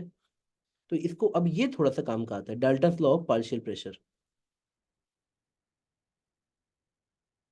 पार्शियल मतलब एक एक करके निकाल लो, टोटल मिल जाएगा। Dalton law of partial pressure, partially सबका निकाल के ऐड कर दो, खत्म। सब पे individually PV equal to NRT लगा सकते हो सेम वॉल्यूम के लिए। सर पार्शियली कैसे निकालेंगे? अरे पापी मतलब मैंने तुमको दिया कि एक कंटेनर है जिसका वॉल्यूम दिया है 2 मीटर क्यूब, एग्जाम्पल समझो। इसके अंदर ऑक्सीजन के 5 मोल है, 5 मोल ऑफ ऑक्सीजन, जी N1। सर। N2 दिया है 8 मोल नाइट्रोजन के। तुम ठंडे दिमाग से ऐसे बैठोगे, बोलोगे सर ऑक्सीजन का प्रेशर कैसे निकलेगा? मैं बोलूँगा बेटा P1 मान लो, P ऑक्सीजन मान लो, NRT बताओ टेम्परेचर कितना दिया है रूम में। हाँ एक रूम में एक ही टेम्परेचर होगा, ऐसा मत करना कि नाइट्रोजन का अलग ऑक्सीजन का अलग, वो मत करना। तो हाँ सर सर। N1RT/वॉल्यूम, ऑक्सीजन का निकाले इसी तरह तुम नाइट्रोजन का निकाल लेना और सभी को प्लस कर लेंगे। और दोनों को प्लस कर देना। वॉल्यूम तो सेम लेना पड़ेगा, कंटेनर का वॉल्यूम लेते हैं ना बेटा। जी सर। टेम्परेचर और वॉल्यूम सेम लेना पड़ेगा क्योंकि कंटेनर का लेते हैं। अगर एक साथ कई सारी गैसेज डाल दी गई तो सिर्फ नंबर ऑफ मोल्स बताएगा कि कौन ज्यादा। देखो वो भी कॉमन सेंस सोचो, जितना ज्यादा नंबर ऑफ मोल्स बढ़ेंगे उतना ज्यादा प्रोपोर्शनल हो जाएगा। ऑक्सीजन के मान लो 10 मोल है, नाइट्रोजन की 5 मोल है, तो ऑक्सीजन का तो डबल वो लगेगा ना प्रेशर। सोच लो टेम्परेचर वॉल्यूम तो सेम ही है, नंबर ऑफ मोल्स के प्रोपोर्शनल हो जाएगा। समझ पाए? यस। हाँ चलो फिर आगे बढ़ते हैं फिर। तो ये सब कोई लॉ फॉ नहीं है, आप कॉमन सेंस से भी करोगे सब सही होंगे। जिसने एजम्पशन को इतनी बार पढ़ो ना। देखो बच्चे मेरे पास आते हैं बोलते हैं कि सर मतलब मेरे दोस्त के मार्क्स आ रहे हैं, या तो मैं फिर सर मैं भी पढ़ता हूँ पर मैं अप्लाई नहीं कर पा रहा हूँ। बेटा देखो, जो भी बच्चे को सिर्फ स्टूडेंट नहीं रहना है, आप मेरी बात भी नहीं समझ पाओगे। जो सिर्फ स्टूडेंट है वही एग्जाम में सेलेक्ट होगा। अगर आपके 10-12 रोल है ना, कि आपको मतलब पूरा वो घर का बड़ा बेटा बन के सारे फंक्शन अटेंड करने हैं, शादी ब्याह में जाना है, सब कुछ करना है, तो बेटा मैं और आप एक धुन पे गा ही नहीं रहे हैं। मैं हारमोनियम बजा रहा हूँ अलग फ्रीक्वेंसी पे, आप तबला बजा रहे हो अलग फ्रीक्वेंसी पे, तो बाद में समझोगे रेजोनेंस नहीं होने वाला। फ्रीक्वेंसी मैच करनी चाहिए पूरी तरह से। अगर मेरी एनर्जी को आप बीट कर दो तो मैं मान लूंगा कि तुम तैयारी कर रहे हो। मैं सिंपल पैरामीटर दे रहा हूँ। मैं जब से पढ़ा रहा हूँ कोई बच्चा मेरी एनर्जी मीट नहीं कर पाया है, तो भाई मैं कैसे मानूँ तुम तैयारी कर रहे हो? और मैं बढ़ा चढ़ा के नहीं बोल रहा हूँ बेटा। सिर्फ 8-10 घंटे प्रॉपर मेहनत चाहिए होती है पर डे की। और ये कब तक है? कुछ महीनों तक। कुछ महीने ऐसे ही बीत जाते हैं, पढ़ो ना पढ़ो सब बीत जाएंगे। समय का क्या है, वो तो घड़ी चल रही है, सुबह होगी फिर शाम होगी फिर रात होगी फिर अगली सुबह होगी। बेटा देखो, एनर्जी ना बहुत ज़्यादा होती है। आप ना बस अपने आप को अंडरमाइन करते हो। वही पार्टिकल जब अपनी एनर्जी समझ जाता है तो न्यूक्लियर वेपन कहलाता है।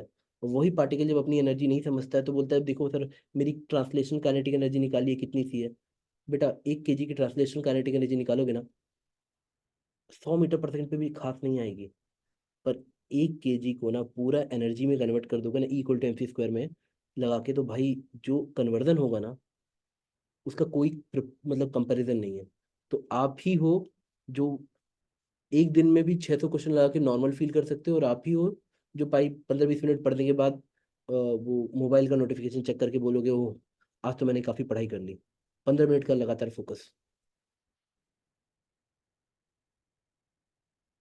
इसके बाद चौथा लॉ आता है। अब देखो, एक रूम में अगर कोई गैस हमने रिलीज की तो कितनी जल्दी जल्दी फैल रही है, दो गैसेस आपस में कितनी जल्दी जल्दी मिल रही है, रेट ऑफ डिफ्यूजन समझ पा रहे हो?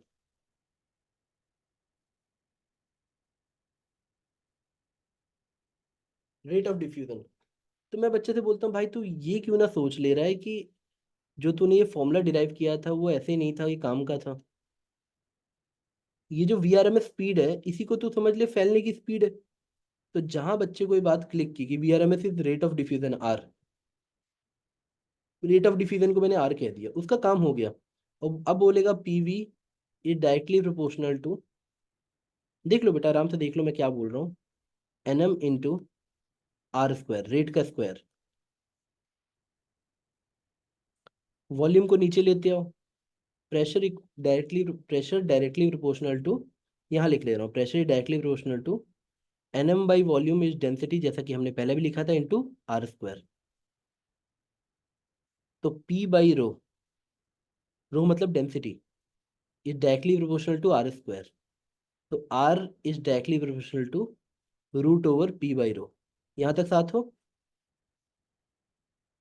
अरे बेटा मैंने कुछ नहीं किया है, बस मैंने इतना ही याद रखा है कि जो फैलने की या डिफ्यूज करने की स्पीड है उसी को मैं VRMS टाइप का बोल देता हूँ ना। एक लाइन में अब मुझे जीवन भर के लिए याद हो गया। कोई करते रहे बैठ के 50 फॉर्मूले याद, मेरे को पता है कि मेरे को बस यही फॉर्मूला दोबारा लगा देना है, मेरा आंसर हमेशा मैच करेगा। Rate of diffusion. पर देखो बच्चा जो डिराइव किया उसकी ताकत कितनी, उसने ये फॉर्मूला डिराइव किया है, उसने बस VRMS स्क्वायर की जगह R लिख दिया, उसको पूरा याद हो गया। अब बेटा बताओ, अगर मैं बोलूँ नहीं कि कांस्टेंट प्रेशर है, वरना R1/R2 कितना आएगा? अगर आप समझ पाओ तो ये इतना आएगा, P1/P2 इंटू ρ2/ρ1। तो जब तक मैं ये ना बोलूँ कि सेम प्रेशर है, तब तक बच्चे जो रटते हैं ना, बच्चे रट के जाते हैं कि rate of diffusion is inversely proportional to root of density. ये तभी अलाउड है जब प्रेशर सेम है या कांस्टेंट है। समझ पाए? वरना ये फॉर्मूला है, ये वाला फॉर्मूला रियल है या ये वाला फॉर्मूला। तो CTM तेज बच्चे इसको CTM करेंगे, वो भी जरूरत नहीं है, मैं तो बस इतना ही CTM करूंगा, क्योंकि तेज बच्चों से भी आगे वाले बच्चे होते हैं जो रैंक फोड़ते हैं। यहाँ तक आ गए?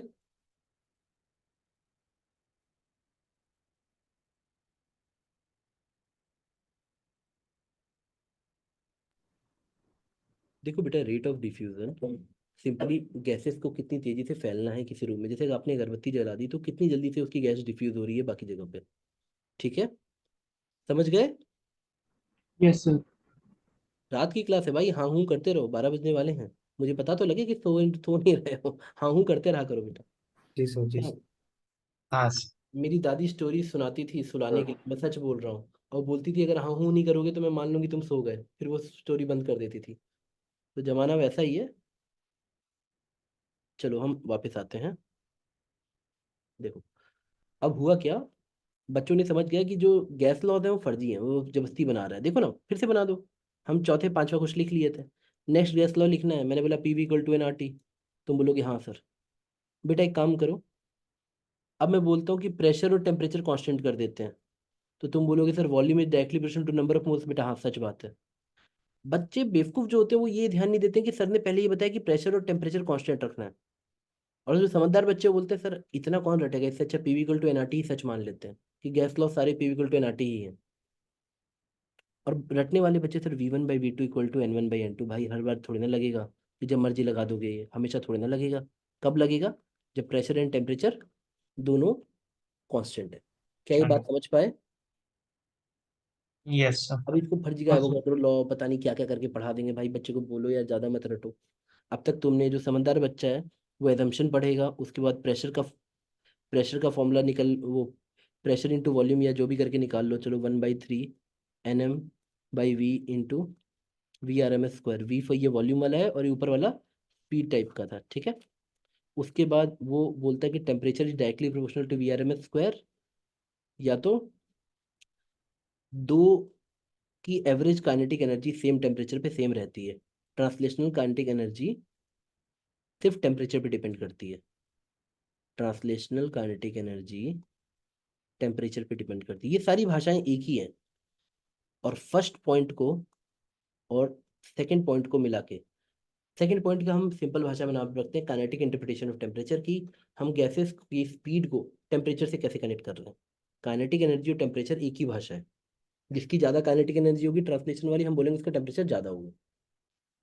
तो at a given temperature the average kinetic energy of any gas is same. इन दोनों को मिलाते हैं तो हमारा PV = NKBT आ जाता है, NRT आता है। NRT। यहाँ तक समझ गए? तो गैस लॉ इसमें कुछ है ही नहीं, गैस लॉ तो फर्जी बनाया गया लॉ था। यहाँ तक साथ हो? और एक डिग्री ऑफ फ्रीडम पढ़ाया था, इंटरनल एनर्जी कितनी आती है बताओ? Half KBT। हाँ, अरे सॉरी, मतलब एक एक की होती है ना टोटल गैसेस की। Front F/2 KBT। Front by two याद करो, या तो F × ½ KBT × N, दोनों सेम है। और law of equipartition of energy था कि पर डिग्री ऑफ फ्रीडम कितनी एनर्जी होती है, ½ KBT। देखो जब समरी लिख नहीं पाओगे तो इतनी सी है। अब तक कुछ पढ़ा है नहीं इसके सिवा। मैथमेटिकली इतना ही पढ़ा है। एजम्पशन तो भाई फील करने वाली चीज़ है कि कौन फॉलो करेगा पीवी इक्वल टू एनआरटी। जो आइडियल गैस होगा जो वो सारे एजम्पशन फॉलो करेगा। यहाँ तक साथ हो? हाँ सर। चलो आगे बढ़ते हैं बेटा। अब जरा तेजी से करते हैं। देखो, एक टीचर ने तुमको लिखा दिया NKBT equal to PV equal to NRT equal to 1/3 NM VRMS²। यहाँ तक साथ हो? अब देखो, मैंने बोला मुझे VRMS का KTG वाला फॉर्मूला बताओ, इसको इक्वेट कर दो, मस्त सब कट जाएगा।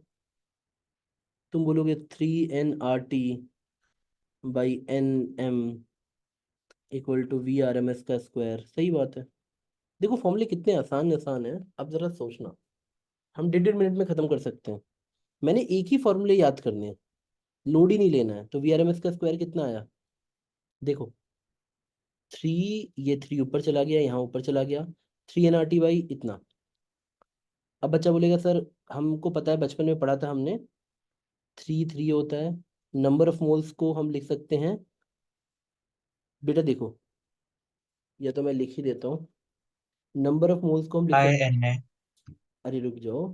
Total number of moles, total number of moles को हम क्या लिख सकते हैं? Total mass by molecular weight बस। इसका। साथ हो?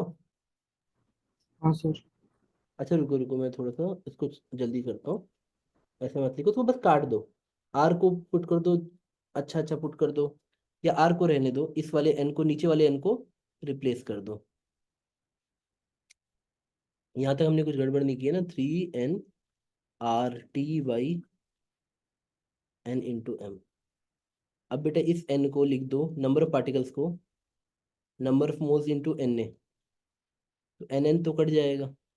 अब क्या बचा बताओ? VRMS का स्क्वायर बना, कैपिटल एन को हमने लिख दिया N×NA। यहाँ तक साथ हो? NN कट गया, तो VRMS का स्क्वायर आया 3RT/NA×M। यहाँ तक कोई दिक्कत? नहीं। अब मुझे बताओ आर को क्या लिख सकते हो? NA×KB। Are bye N A को के भी लिख सकते हैं। हाँ वही लिख दो यार, R/NA को KB लिख दो। तो क्या मिला? VRMS का स्क्वायर कितना मिला? 3 KBT/, एम। मास, एक सिंगल पार्टिकल का मास या मॉलिक्यूलर वेट टाइप का। ठीक है, ये M, एक पार्टिकल का मास। यहाँ तक आ गए? तो VRMS की वैल्यू कितनी आ गई? 3 KBT/M। तो आपको एक ही डेरिवेशन से ये भी मिल गया, 3 KB √3 KBT/M। यहाँ तक साथ हो? Yes sir. जी यानी सर। अगर मैंने PV इक्वल टू ये समझ लिया NM/VRMS², या मैंने ये समझ लिया क्या बोलते हैं इसे, NKBT, इतना समझ लिया, तो इसी से भी मेरा VRMS आ जाता है। VRMS √3 KBT/M आ जाता है। यहाँ तक साथ हो? Yes sir. अब RMS होता क्या है वो पढ़ लेते हैं। अगर मैंने बोला VRMS, तो पहले KTG के हिसाब से ये फॉर्मूला आता है। तो ये फॉर्मूला है, पर डेफिनेशन क्या होती है VRMS की? मान लो 2 पार्टिकल या 3 पार्टिकल में समझा देता हूँ। किसी एक पार्टिकल की स्पीड 1 मीटर पर सेकेंड है, किसी की 2 मीटर पर सेकेंड है, किसी की 3 मीटर पर सेकेंड है। तो आपको ऐसे बोलना है, उसको उल्टा पढ़ना है, स्क्वायर मीन रूट। सबका स्क्वायर कर दो, 1 स्क्वायर, 2 स्क्वायर, 3 स्क्वायर, सबका स्क्वायर किया। अब मीन ले लो, मीन मतलब टोटल जोड़ के जितने नंबर ऑफ पार्टिकल है 3 से डिवाइड कर दो। 3 है ना? स्क्वायर मीन रूट, हमने 3 पार्टिकल लिए हैं। मीन का मतलब एवरेज, पहले हमने स्क्वायर किया, फिर हमने मीन ले लिया, फिर रूट लगा दो। ये बन गया VRMS। अगर मुझे कोई 3 पार्टिकल देता तो मेरा आंसर ये आता। हर एक की स्पीड का स्क्वायर करके आप सारी स्पीड के स्क्वायर को ऐड कर दो और जितने नंबर ऑफ पार्टिकल उससे डिवाइड कर दो, फिर रूट ले लो। इसलिए इसको उल्टा पढ़ो, स्क्वायर मीन। मीन लेना मतलब ऐड करके नंबर ऑफ पार्टिकल से डिवाइड करना। मीन, मीन मतलब यहाँ एवरेज की बात हो रही है, रूट। क्या वीआरएमएस की डेफिनेशन समझ गए? अब वो जेई मेंस में इन सब में ट्रिक कैसे कर सकते हैं, नीट में कैसे ट्रिक कर सकते हैं, वो आपको वो बोलेंगे एक रूम में 50 पार्टिकल हैं। भाई ये केटीजी का फॉर्मूला मत लगाना, ये नहीं लगा देना, ये पूरा गलत है। ये फॉर्मूले तब लगेंगे जब नंबर ऑफ पार्टिकल इनफाइनाइट हो गए। एजम्पशन पे आ जाओ, एजम्पशन याद आई? एजम्पशन समझ आया कि नंबर ऑफ पार्टिकल बहुत ज़्यादा है, तब लगाओगे फॉर्मूला। अगर नंबर ऑफ पार्टिकल्स कम है तो क्या लगाओगे? डेफिनेशन। डेफिनेशन हमेशा true, always true. Formula condition based होता है।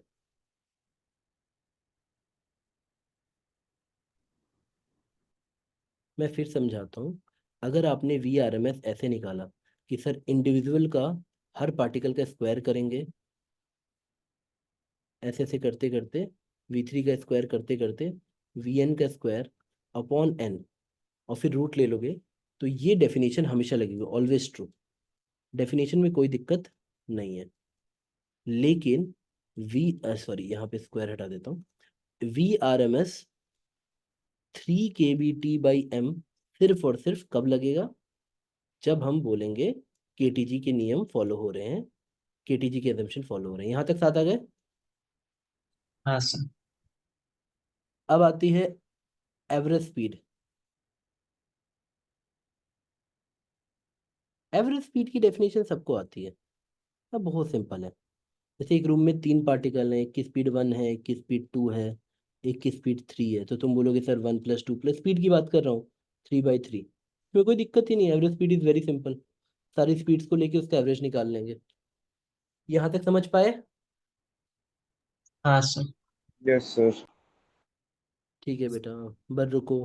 केटीजी के हिसाब से डेरिवेशन आपके कोर्स में नहीं है, बट एवरेज स्पीड की फॉर्मूला आएगा। √8RT/πm। हाँ, √8 पाई। वही सब में सेम चीज करना, बस 8/पाई मतलब KBT/m सब में कॉमन है, या RT/m मॉलिक्यूलर वेट सब में कॉमन है। बस ये करते चलना। यहाँ तक साथ हो? हाँ सर। तो जो समझदार बच्चा है उसके लिए ऐसा बनेगा कि सर आप क्या कहना चाहते हो। मैं बोलूँगा बेटा देखो, डेफिनेशन पहले अच्छे से समझ जाओ, उसके बाद फॉर्मूले में समझो VRMS के लिए √3 आता है, इसके लिए एवरेज के लिए 8/पाई आता है, और एक मोस्ट प्रोबेबल आएगा उसके लिए √2 आएगा। अब मोस्ट प्रोबेबल क्या होता है? ये RMS है, ये एवरेज है, और ये मोस्ट प्रोबेबल है। देखो मोस्ट प्रोबेबल को फीलिंग ले लो, जिसकी फ्रिक्वेंसी हाईएस्ट होती है।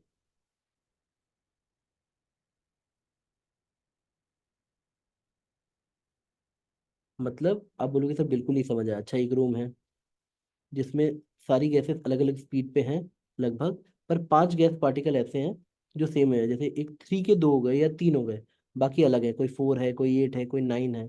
तो हम बोलेंगे देखो 3 सबसे ज़्यादा बार आ रहा है, तो 3 बन गई हमारी मोस्ट प्रोबेबल स्पीड। बेटा जिसकी फ्रीक्वेंसी हाईएस्ट, जो स्पीड सबसे ज़्यादा बार रिपीट हुई है, जैसे आपने किसी एक रूम में देखा कि 48 मीटर पर सेकेंड पे मैक्सिमम पार्टिकल है, तो हम बोलेंगे 48 metre per second is most probable speed. क्या आपको बात समझ आई?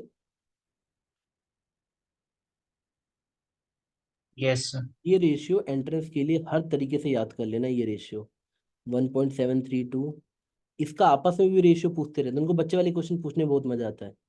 अब बच्चे ने कभी ये सब घर पे निकाला ही नहीं होता है, जो एंट्रेंस वाले बच्चे होते हैं वो निकाल के जाते हैं। सर ये याद है हमें पूरा अच्छे से। 8/5 पाई की वैल्यू आती है 1.59, और √2 की वैल्यू आती है 1.414। यहाँ तक साथ हो? हाँ सर। अब बेटा मैं बस पानी पीने जा रहा हूँ।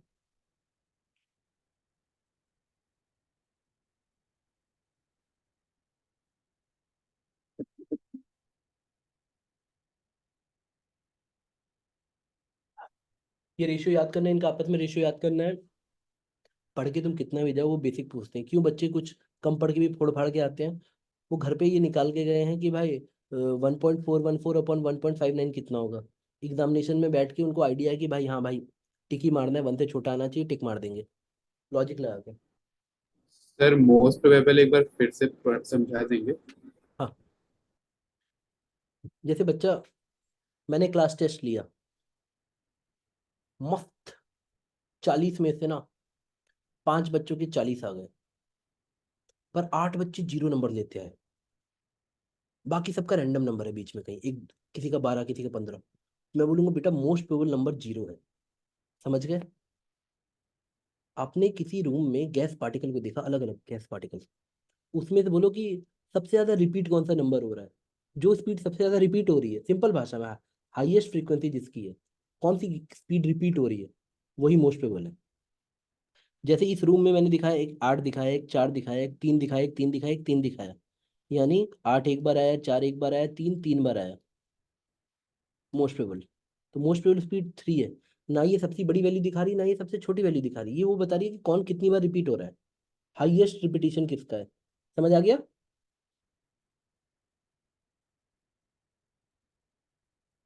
हाँ सर आ गया। ठीक है। अब एवरेज और most probable, average and most probable में कोई दिक्कत ही नहीं है, इसकी डेरिवेशन कोर्स में नहीं है, आपको सिर्फ रेशियो याद करनी है। और आरएमएस की डेरिवेशन हम वो प्रेशर वाले फॉर्मूले से कर लेते हैं। तो ये कॉन्सेप्ट समझ आ गया तुम लोग को? हाँ सर। चलो हम आगे चलते हैं। ये याद रखना बेटा, ये सारी चीजें।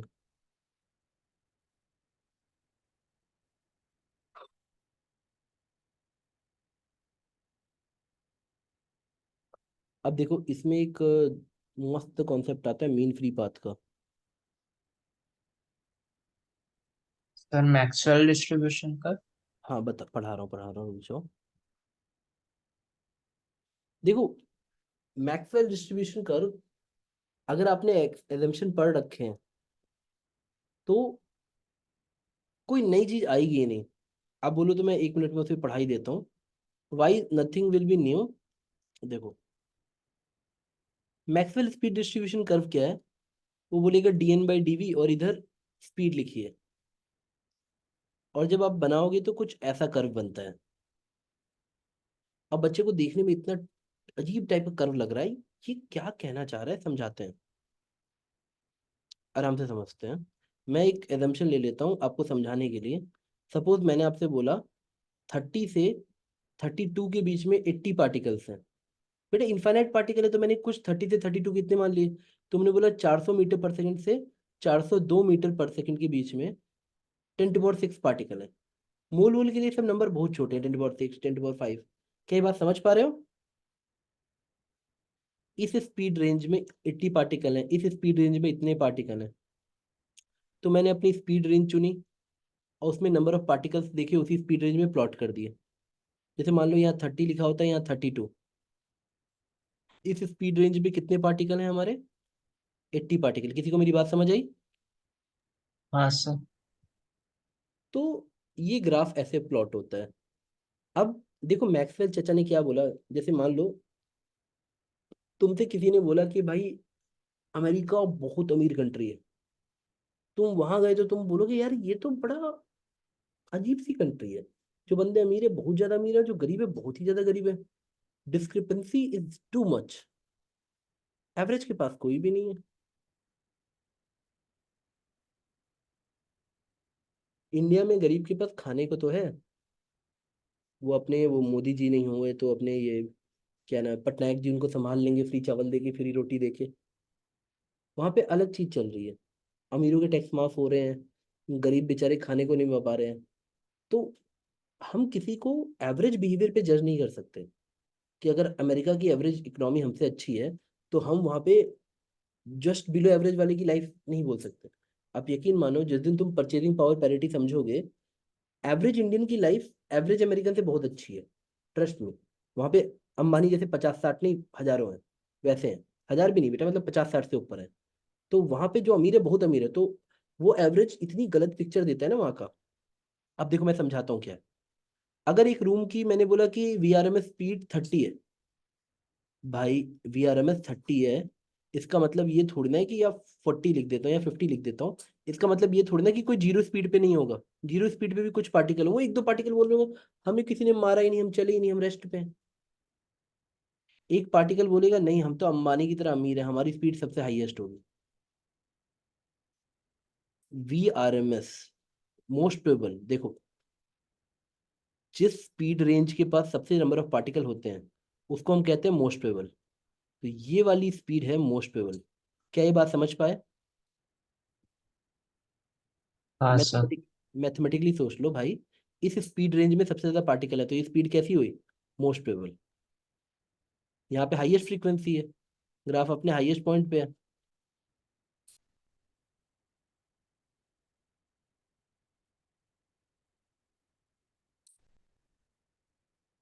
अब तुमको ये नंबर हटाया था, चलो मैंने मिटा दिया क्या? हाँ, देखो, मोस्ट प्रोबेबल अगर √2 था यानी 1.4 के करीब, तो उसके अगली वाली स्पीड थी एवरेज, वी एवरेज, और उससे आगे थी V R M S. Maxwell speed distribution curve एक एग्जैक्ट कर्व दिखा देता है। केटीजी की सारी एजम्पशन इसके अंदर है, और केटीजी के एजम्पशन जो पढ़ ले रहे हो, मैक्सवेल स्पीड डिस्ट्रीब्यूशन कर्व पढ़ने की जरूरत नहीं है। क्यों? कुछ पार्टिकल कम स्पीड वाले हैं, कुछ आरएमएस स्पीड से भी ज्यादा स्पीड वाले हैं। क्या ये बात समझ पाए? हाँ हाँ सर। अब मैं यही फिर से समझाता हूँ आपको। किसी स्पीड रेंज में कितने पार्टिकल हैं, कितनी स्पीड है, कर्व ऐसा बनता है। ये है मोस्ट प्रोबेबल, उसके बाद V average,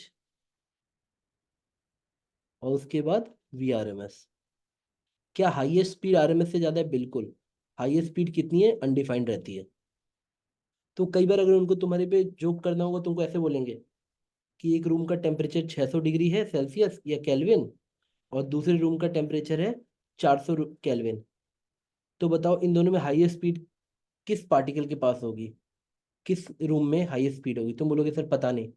how can I know कि हाईएस्ट स्पीड किसके पास होगी? एक पार्टिकल के ऊपर केटीजी कमेंट कर ही नहीं सकता।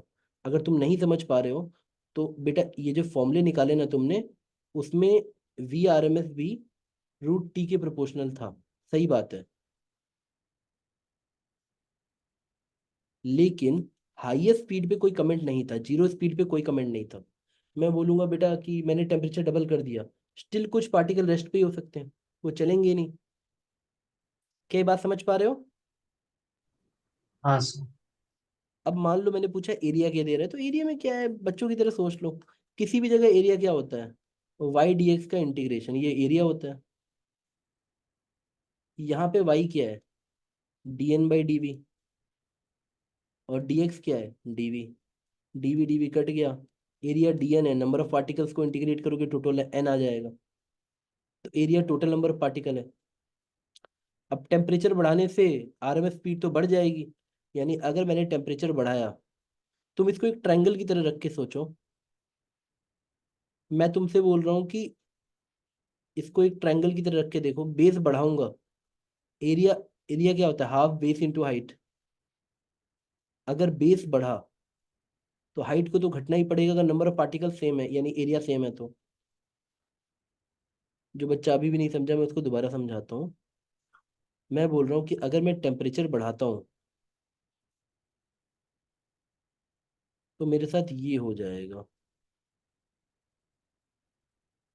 मोस्ट प्रोबेबल बढ़ गया, पहले से ज्यादा आ रहा है। देख पा रहे हो? ये स्पीड है, स्पीड ये है। किसी को समझ आया हम लोग क्या कर रहे हैं? और दोनों ही केस में एरिया सेम रह गया। दोनों ही केस में एरिया सेम है, क्योंकि जब हमने हॉरिजॉन्टल स्ट्राइप को बड़ा कर दिया तो वर्टिकल स्ट्राइप हमारा कम हो गया।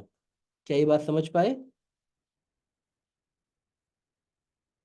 तो आपको ऐसे याद रखना है कि सर ये T1 पे है, ये T2 पे।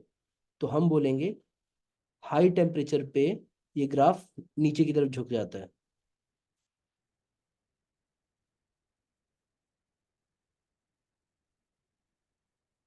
किसी को समझ आया बेटा यहाँ तक? हाँ सर सर। टेम्परेचर बढ़ने पे नीचे क्यों झुक जाता है? अरे पापी, तुम मोस्ट प्रोबेबल का फॉर्मूला लिखो, क्या लिखा था तुमने? 2 kBT/m लिखा था। हाँ। तो टी बढ़ाओगे तो क्या होगा? मोस्ट प्रोबेबल स्पीड बढ़ेगी। ये मोस्ट प्रोबेबल स्पीड पहले है, मान लो 30 पे है, तो 40 पे चली गई। Yes sir. तो अब तुम मुझे बताओ, किसी ट्रायंगल में अगर मैं बोलूंगा बेस बढ़ाओगे और area same, number of particle same रहने चाहिए, तो हाइट कमेगी कि नहीं? हाँ sir. Half base into height equal to area. तो अगर मैं बेस को बढ़ाना चाहता हूँ तो हाइट तो घटेगी। समझ गए? हाँ सर।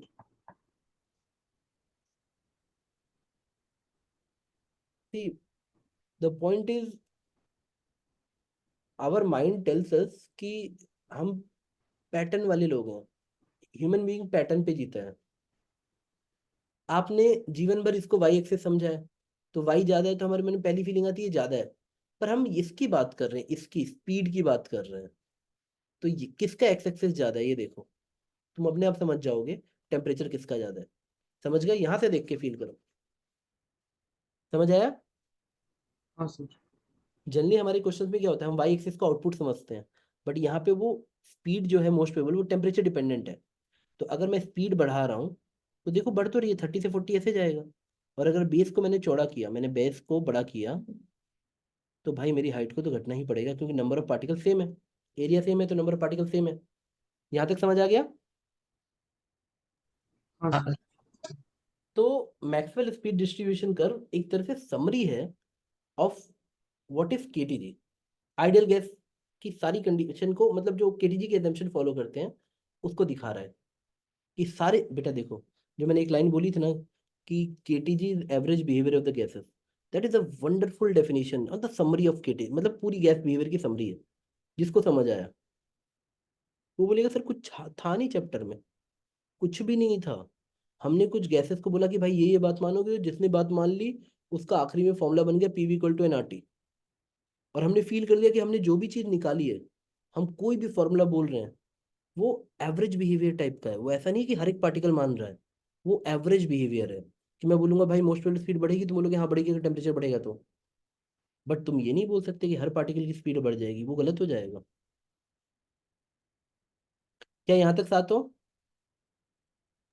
हाँ सर। अब इसका लास्ट टॉपिक आता है mean free path. Mean free path. अब ये कौन सा टॉपिक है? देखो ये टॉपिक है तो बहुत छोटा सा, बट बच्चों को समझने में बहुत ही ज़्यादा प्रॉब्लम आती है, बहुत ही ज़्यादा। और है बिल्कुल छोटा सा। पहले इसमें मैं तुम्हें एक चीज़ बता देता हूँ। इससे थोड़ी देर पहले जो तुम नंबर ऑफ मोल्स बोल रहे, N equal to number of moles था मीन फ्री पाथ की डेरिवेशन में। अभी मीन फ्री पाथ क्या है मैंने वो भी नहीं बताया। पर मीन फ्री पाथ में स्मॉल एन से एनसीईआरटी ने नंबर डेंसिटी रिप्रेजेंट किया है। क्या समझ पाए? नंबर डेंसिटी, टोटल नंबर पर यूनिट वॉल्यूम। यहाँ तक साथ हो?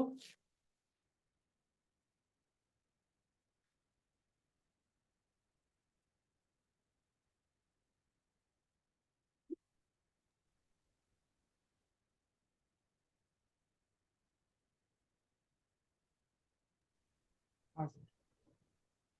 अरे हाँ हूँ बोल दो भाई, साथ हो कि नहीं? जी सर, जी सर। हाँ सर। हाँ सर। हाँ तो बस इसके बाद की जर्नी, मीन फ्री पाथ क्या होता है देखो। मीन मतलब एवरेज, फ्री मतलब फ्री, और पाथ मतलब पाथ। एक बच्चा यहाँ से यहाँ जा रहा है, इसका पाथ कब चेंज होगा? जब किसी और पार्टिकल से टकराएगा। फिर टकराने के बाद ये ऐसे चलने लगा, ये पहला पार्टिकल है, ये दूसरे पार्टिकल से टकरा के यहाँ आ गया, फिर तीसरे टकरा के यहाँ चला गया। मतलब इसका रैंडम कोलिजन हो रहा है, धड़ाधड़ धड़ाधड़। L1 लेंथ पहली फ्री पाथ थी, फ्री पाथ जिसके बीच में कोलिजन ना हो। L2 दूसरी फ्री थ्री फ्री पाथ है, L3 तीसरी फ्री पाथ है। तो मीन फ्री पाथ, चाहे ऐसे लिखूं, चाहे ऐसे लिखूं, या एल एवरेज लिखूं, कुछ भी लिख लूं, मीन फ्री पाथ आता है जितने भी फ्री पाथ हैं इसका एवरेज, या average distance between to sex, average distance between two successive collision. ये देखो, ये दो कोलिजन के बीच में, कोलिजन्स के बीच का एवरेज डिस्टेंस है। Average distance between two successive collision.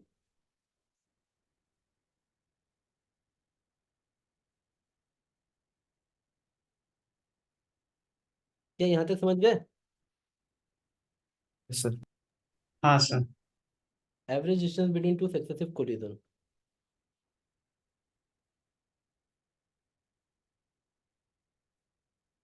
छोटा करते जाओ। मीन फ्री पाथ MFT क्या है? एल एवरेज पढ़ना है, ये सिंबल होता है एवरेज के लिए। सर ये कुछ आपने लिखा L1 + L2 + L3 by 3, या average distance between two successive collision,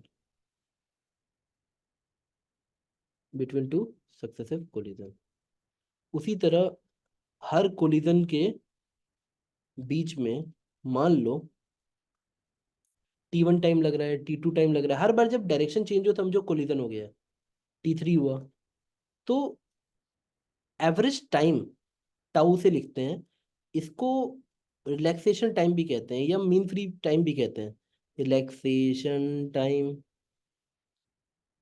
या T1 + T2 + T3 समझ लो, या तो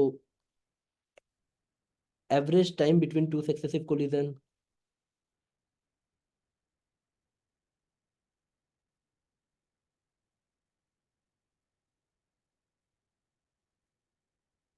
यहाँ तक साथ हो?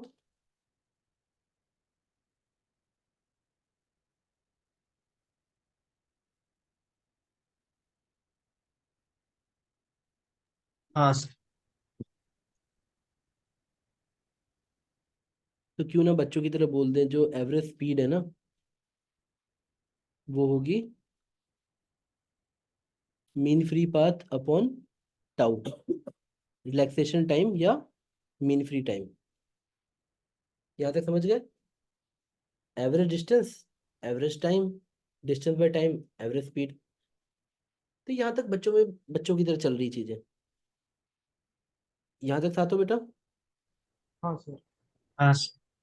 तो अब इसको मैं मिटा नहीं रहा क्योंकि मैं इसको यूज करूंगा, मैं इसको मिटा देता हूँ।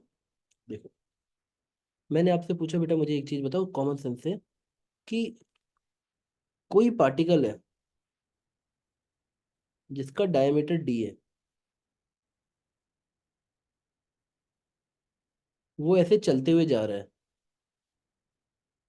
तो तुम बोलोगे सर अगर सामने कोई पार्टिकल ऐसे आए तो भी टच कर जाएगी। कंडीशन सोचो कि ये मोशन में है और बाकी सारे रेस्ट में हैं। ऐसी कंडीशन सोचो कि सब पार्टिकल रेस्ट में है, कोई एग्जैक्टली ऐसा ही पार्टिकल है, कोई जस्ट हल्का सा टच कर रहा है, कोई ऐसे है, कुछ रैंडम पार्टिकल सोच लो।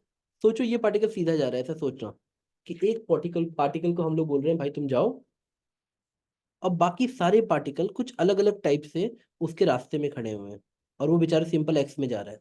क्या ये सोच पा रहे हो? हाँ सर। तो ये रास्ते में आने वाले सबको निपटा देगा, सबको कोलिजन करेगा, और जितने ज्यादा कोलिजन होंगे उतना ज्यादा ये नीचे नंबर आएगा। देख लो, हमने 3 कोलिजन की, एक बार रास्ता मुड़ा, 2 बार रास्ता मुड़ा, 3 बार रास्ता मुड़ा, नीचे 3 आ गया। तो जितने नंबर ऑफ पार्टिकल बीच में आएंगे, 1 2 3 4 5, हम बोलेंगे उतने नंबर ऑफ कोलिजन होंगे। पर एक बच्चा बोलेगा सर तो ये कितने वॉल्यूम को अफेक्ट करेगा? मैं बोलूंगा बेटा ऐसा सोच लो कि ये, देखो जो पार्टिकल है ना, जब वो जा रहा है आगे टकराने के लिए, एक बच्चा ये भी बोल सकता है कि सर देखिए आप ऐसा क्यों नहीं मान लेते हैं कि ये जितना, ये इसको भी एग्जैक्ट टच कर सकता है, हाँ एग्जैक्ट इसको टच कर सकता है, सही बात है। तो एक बच्चा बोलेगा सर हम मान लेते हैं कि यहाँ से यहाँ तक के वॉल्यूम को ये पूरा इफेक्ट कर सकता है। मैं फिर समझा रहा हूँ, आपको ये सोचना है कि सर एक पार्टिकल है वो ऐसे आगे बढ़ रहा है, तो बच्चे के मन में ख्याल आता है कि सर वो जस्ट टच करते हुए भी जा सकता है। तो बच्चा बोलेगा सर यानी वो इतने वॉल्यूम को अफेक्ट कर सकता है। क्या ये सोच पाए? हाँ सर। अब प्रॉब्लम क्या है कि इस एजम्पशन में एक घाटा है कि अगर मैं मानूं कि बीच के सारे पार्टिकल को मार रहा है, तो ये इस पार्टिकल को तो नहीं मार पाएगा। क्या आप मेरी बात समझे? वही पार्टिकल इसी वॉल्यूम में जो तुमने मान लिया कि सबको इफेक्ट करेगा, क्या ये इस पार्टिकल से कोलिजन कर सकता है, ये वाला पार्टिकल? नहीं सर। नहीं कर पाएगा। हमें एजम्पशन क्या लेना है? One in motion other at rest, one in motion other at rest. तो अब ये बाकियों से कोलिजन कर लेगा जो ऐसे होंगे, या ऑलमोस्ट ऐसे होंगे, या जस्ट बॉर्डर पे भी उनको ब्रश ऑफ करते हुए चला जाएगा, बट ये बेचारा ऐसे वालों से नहीं भिड़ पाएगा जो ऐसे होंगे। यानी हमारा ये पूरा वॉल्यूम लेना गलत बात है। तो हम इसका इलाज क्या निकालते हैं? हम बोलते हैं ठीक है इसका आधा वॉल्यूम ले लेंगे, कि कुछ पार्टिकल हो सकते हैं ऊपर हो और कुछ नीचे हो, तो आधा वॉल्यूम ले लेते हैं जहां तक कि टक्कर मार पाएगा। ये सोचो इतना कॉन्सेप्चुअल चीज है। यानी हम मानेंगे कि अगर हमारा एक पार्टिकल जा रहा है टकराने के लिए, आगे की तरफ बढ़ रहा है, उसका डायमीटर डी है, तो वो ऊपर नीचे थोड़ा थोड़ा इतना एरिया ले लेगा कि जहां पे हम बोलेंगे कि नया मीटर, नया वाला डायमीटर कितना है, 2D। पार्टिकल का डायमीटर डी है, पर ये 2D वॉल्यूम तक, 2D मतलब डायमीटर तक ही अफेक्ट कर सकता है। बेटा यहाँ तक समझ लो पहले। सर मतलब वो 2D वॉल्यूम तक कोलाइड करते हुए जाएगा। हाँ, एवरेज मान लेते हैं, ठीक है। Okay sir. देखो बेटा, मैं अगर यहाँ से यहाँ तक, समझो इसका रेडियस आर है, मैं इसको ऊपर भी इतना मानूंगा, तो बेटा यहाँ से r+2r, 3r का सर्कल बनता ना। Yes sir. पर हमें 3r का नहीं मानना है, हमें कितना मानना है, ऊपर का आधा, यहाँ तक। तो r+r यानी 2r रेडियस का सर्कल बना। मेरी बात समझ पाए? 2r रेडियस का सर्कल मतलब टोटल डायमीटर भी 2D हो गया। अब बेटा इनर वाले का डायमीटर d है, समझ पाए? r, हाँ सर। फीलिंग ले लो, फीलिंग ले लो, समझ आ जाएगा। तो ऊपर वाले का D/2 होगा। हाँ ऊपर और नीचे का वो लेंथ D/2 होगा। हाँ, तुम सोच लो बेटा आराम से। मैंने बोला इसका d है, एक पार्टिकल का। अब ऊपर मुझे एक और पार्टिकल नहीं लेना, उसका आधा लेना है। जिसको समझना होगा इस डायग्राम में समझ जाएगा। तो मुझे बताओ, जो मेरा इन्फ्लुएंस एरिया है वो कहाँ से कहाँ तक है? यहाँ से यहाँ तक है, सर समझ? 2D पूरा इन डायमीटर। ना ना, बस हाँ। ये तुम लोग को फीलिंग दिलाना बहुत मुश्किल काम है। तुम ये सोचो कि तुम अंदर प्लेन के अंदर जा रहे हो, तो जो सामने पार्टिकल पूरा ऐसे है, तुम्हारा ये सोचना कि ऐसे सारे पार्टिकल्स को वो मार देगा, नहीं, जरूरी नहीं है। क्योंकि कुछ पार्टिकल, अगर तुम इतना वॉल्यूम ले लोगे तो तुम पूरी तरह से गलत हो। बात समझ पाए? हाँ सर। क्योंकि तो कुछ मतलब कुछ पार्टिकल, पार्ट हमको नेग्लेक्ट करना पड़ेगा। कुछ पार्ट हमको नेग्लेक्ट करना पड़ेगा। कुछ पार्टिकल ऐसे भी तो हो सकते हैं कि जो जिनको ये टच ही नहीं कर पाए। इसलिए हम क्या बोलते हैं, हम बोलते हैं भाई आधे पे आ जाओ, आधा ले लेते हैं इसका। यानी यहाँ से यहाँ तक की हाइट कितनी हो गई टोटल, बताओ? Total 2D। हाइट ये कितना हो? डायमीटर। 2D हुआ। 2D हुआ, समझ पाए? हाँ सर। जी सर। ये D था, यानी 2r, ये भी r है और ये भी r है। तो अच्छा, टोटल तो जोड़ोगे तो 2D होगा। 4r हो गया, यानी 2D। डोंट वरी, हर बार इतना ही टाइम लगता है, इससे भी ज़्यादा टाइम लगता है एक बच्चे को समझने के लिए। बाकी तो हाँ हूँ कर देते हैं, जिनको समझ आता है वो सोचते रहते हैं कि क्या हुआ। एक D डायमीटर का पार्टिकल था, मैंने उससे पूछा इन्फ्लुएंस जोन कितना है, तो बोला भाई इतनी दूरी तक मैं सारे पार्टिकल्स को निपटा दूंगा, सबको मारूंगा जाके, सबको टच करते हुए जाऊंगा। D डायमीटर का पार्टिकल 2D डायमीटर तक सबको निपटा देगा। यानी ये एरिया कितना हुआ? आपको पता है कि जो एरिया होता है वो होता है πd²/4 होता है। तो πd², 2d²/4, ये आया इन्फ्लुएंस वाला एरिया। कितना आ गया बेटा? πd²/4। सरफेस एरिया तो समझते हो ना सर्कल का, सॉरी सर्कल का एरिया समझते हो ना, पाई r², पाई r² होता है या πd²/4, यहाँ तक साथ हो? तो हाँ कितना सर। आ गया? πd² आ गया। हाँ सर। मान लो टोटल लेंथ l हुई, तो कितना वॉल्यूम आया, ये वॉल्यूम कितना आया? Into L। हाँ, तो πd² × l हमारा वॉल्यूम आ गया। अब नंबर डेंसिटी क्या कहती है? n = total number of particle पर यूनिट वॉल्यूम। तो वॉल्यूम को मैंने लिख दिया πd² × l। यानी हमारे नंबर ऑफ पार्टिकल आ जाएंगे, नंबर ऑफ पार्टिकल्स आ जाएंगे n πd² × l। यहाँ तक साथ हो? Yes sir. Number of particle आ गए बेटा? जल्दी लिख लो, ज़्यादा है नहीं बड़ा, अब खत्म होने वाला है। अगर एक पार्टिकल बेचारा अकेले जा रहा है, तो रास्ते में उसको कितने पार्टिकल मिलेंगे? इतने सारे पार्टिकल मिलेंगे एल लेंथ चलने तक। और एल लेंथ कुछ नहीं है, सारी लेंथ का सम है, L1 + L2 L3, सम है उनका एवरेज, यानी बाई नंबर ऑफ पार्टिकल्स। यहीं पे तुम्हारा सारा थ्योरी समझ आ जाएगा।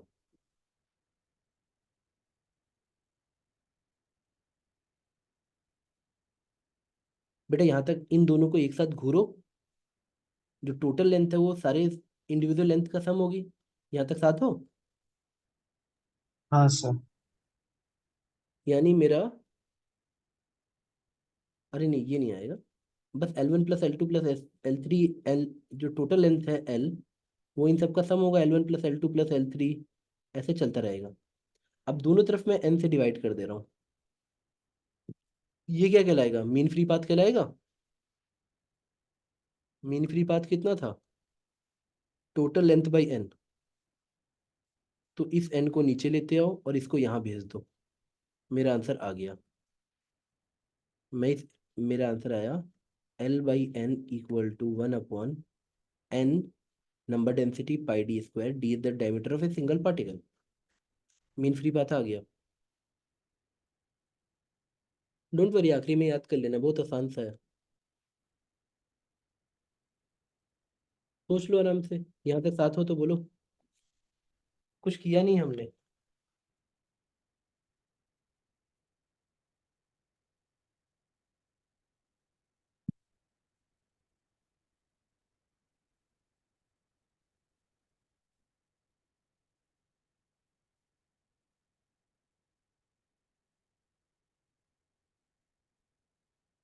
अरे जल्दी करो भाई, तुम लोग का एग्जाम 2025 में है, 26 में नहीं है, जल्दी जल्दी करो।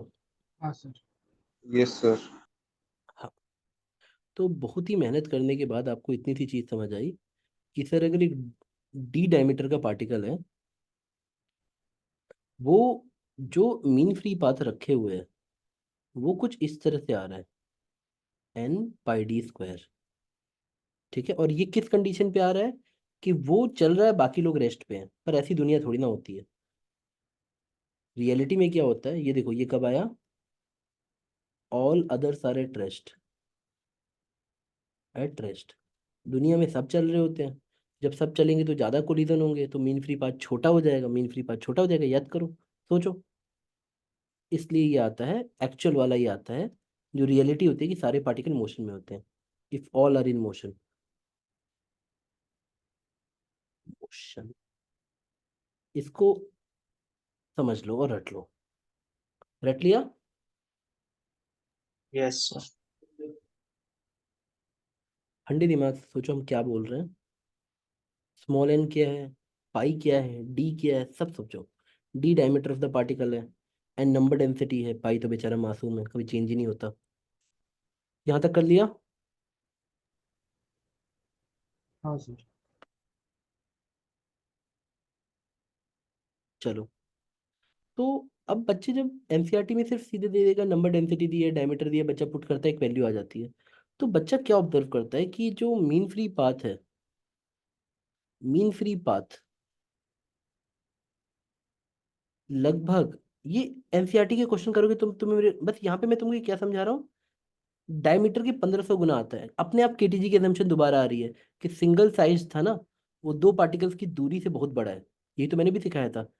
जो डिस्टेंस बिटवीन टू पार्टिकल्स हैं, वो इंडिविजुअल के साइज से बहुत बड़ा है, डायमीटर से मीन फ्री पाथ बहुत बड़ा है। तो ये कॉमन सेंस की एजम्पशंस आएंगी तुम्हारी, मतलब कॉमन सेंस आएगा एजम्पशन से ही, इसलिए एजम्पशन बहुत इंपॉर्टेंट है। तुमने मीन फ्री पाथ से आखिरी में यही सीखा कि average distance between two particles कहीं ना कहीं डायमीटर से 1500 गुना ज्यादा है। क्या ये बात समझ पाए? हाँ सर। ये ऑब्जर्वेशन है कि फिर से हमारी एजम्पशन ही सही है, ये फॉर्मूला है, और इसको सही मानोगे, ठीक है? अभी रुक जाओ, यहाँ तक साथ हो। अब पीवी इक्वल टू एनआरटी कहाँ तुम्हारा पीछा छोड़ने वाला, केटीजी मतलब ही पीवी इक्वल टू एनआरटी है। तो एक बच्चे ने बोला सर इसको ऐसे लिख दे, मैंने बोला रख दो बेटा। फिर बच्चे ने बोला सर अगर मैं नंबर ऑफ मोल्स को लिख सकता हूँ number of particles by N ने, मैं बोलूँगा हाँ बेटा तुम बिल्कुल सही लिख रहे हो, कोई पाप नहीं है। फिर बच्चा बोलेगा कि सर मैं वॉल्यूम को नीचे लाना चाहता हूँ, लेते आओ। फिर बोलेगा number of particles by volume करूँगा तो नंबर डेंसिटी बन जाएगा। तो तुम्हारा प्रेशर कितना बन गया? ये नंबर डेंसिटी वाला है ना, नंबर डेंसिटी, पहले ये नंबर ऑफ मोल्स था, अब number of particles by volume, number density बन गया R T by N A. यहाँ तक 7 हो गए। तो प्रेशर बाई टेम्परेचर हमारा आ गया N R by N A. क्या यहाँ तक 7 हो? ये एन ए एवोगाड्रो वाला नंबर है, 6.023 इंटू 23। यहाँ तक चमका। हाँ सर। अब यहाँ से कुछ नहीं करो, नंबर डेंसिटी को यहाँ पे चिपका दो, और जैसे ही तुम चिपकाओगे एग्जाम में आने वाला फॉर्मूला बन के तैयार हो जाएगा। वो यही तो देख, क्यों बच्चों को बार बार बोला जाता है कि एनसीईआरटी पढ़ो। देखो लूप पता है क्या है, मैं कई बार बच्चों को समझाता हूँ, एनसीईआरटी की हेडिंग्स देख लो, क्लासेस अटेंड कर लो, और फिर से एनसीईआरटी पे लौट जाओ। जिस बच्चे को ये बात नहीं समझ आई वो ओवरऑल एग्जाम नहीं फोड़ सकता, और फिर लूप चलानी है, क्लास नोट पे फिर से आना है, फिर एनसीईआरटी पे जाना है। क्यों? एनसीईआरटी इतनी चालाक है, तुम्हें ये पढ़ा देगी और बोलेगी मैंने पी इक्वल टू एनआरटी पढ़ाया था। अब बच्चा अकेले बैठ के सब रूम पे करता रहे कि देखो बेसिक ही तो है। अगर जो बच्चा जानता है यहाँ नंबर डेंसिटी पुट करता, हमारा वैल्यू क्या आ जाता, 1/√2 रह ही जाता, पाई डी स्क्वायर रह ही जाता, और नीचे स्मॉल एन पुट करोगे तो स्मॉल एन को हम लिख सकते हैं, देखो यहाँ पुट कर दो, नीचे आता p/t, तो p इधर रहता और t ऊपर चला जाता। ठीक है, यहाँ तक 7 हो बेटा। r नीचे चले जाता और n ऊपर आ जाता।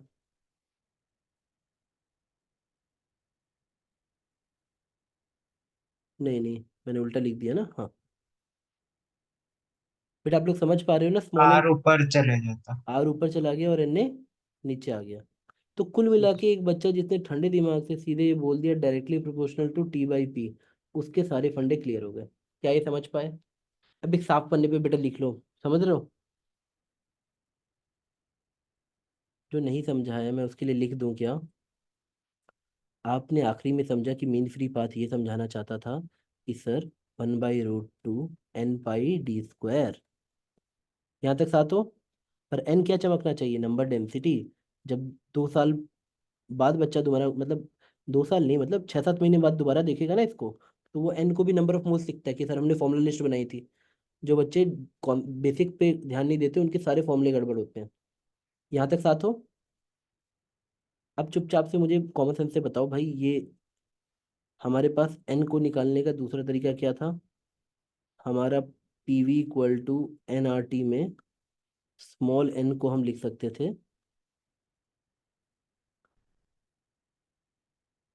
या तो एन बाई वी को लिख सकते थे p/RT, और एन बाई वी को हम ऐसे लिख सकते थे कि सर नंबर ऑफ मोल्स होता है number of particles by volume upon n a, p/RT। Therefore अब number of particles by volume हमारा नंबर डेंसिटी वाला आ जाता, equal to p into NA/RT। अब इस n को यहाँ चिपकाना है हमें, तो हमारा फॉर्मूला यहाँ तक 7 हो बेटा। 1/√2, n को p/NA नीचे लिख दो और RT ऊपर चला गया, इंटू π d²। तो बच्चे को सिर्फ जनरल फॉर्मूला याद रह जाए तो भी उसका काम चल जाता है कि sir it directly proportional to temperature and pressure. याद रखोगे तो एग्जाम में ये वाला आता है।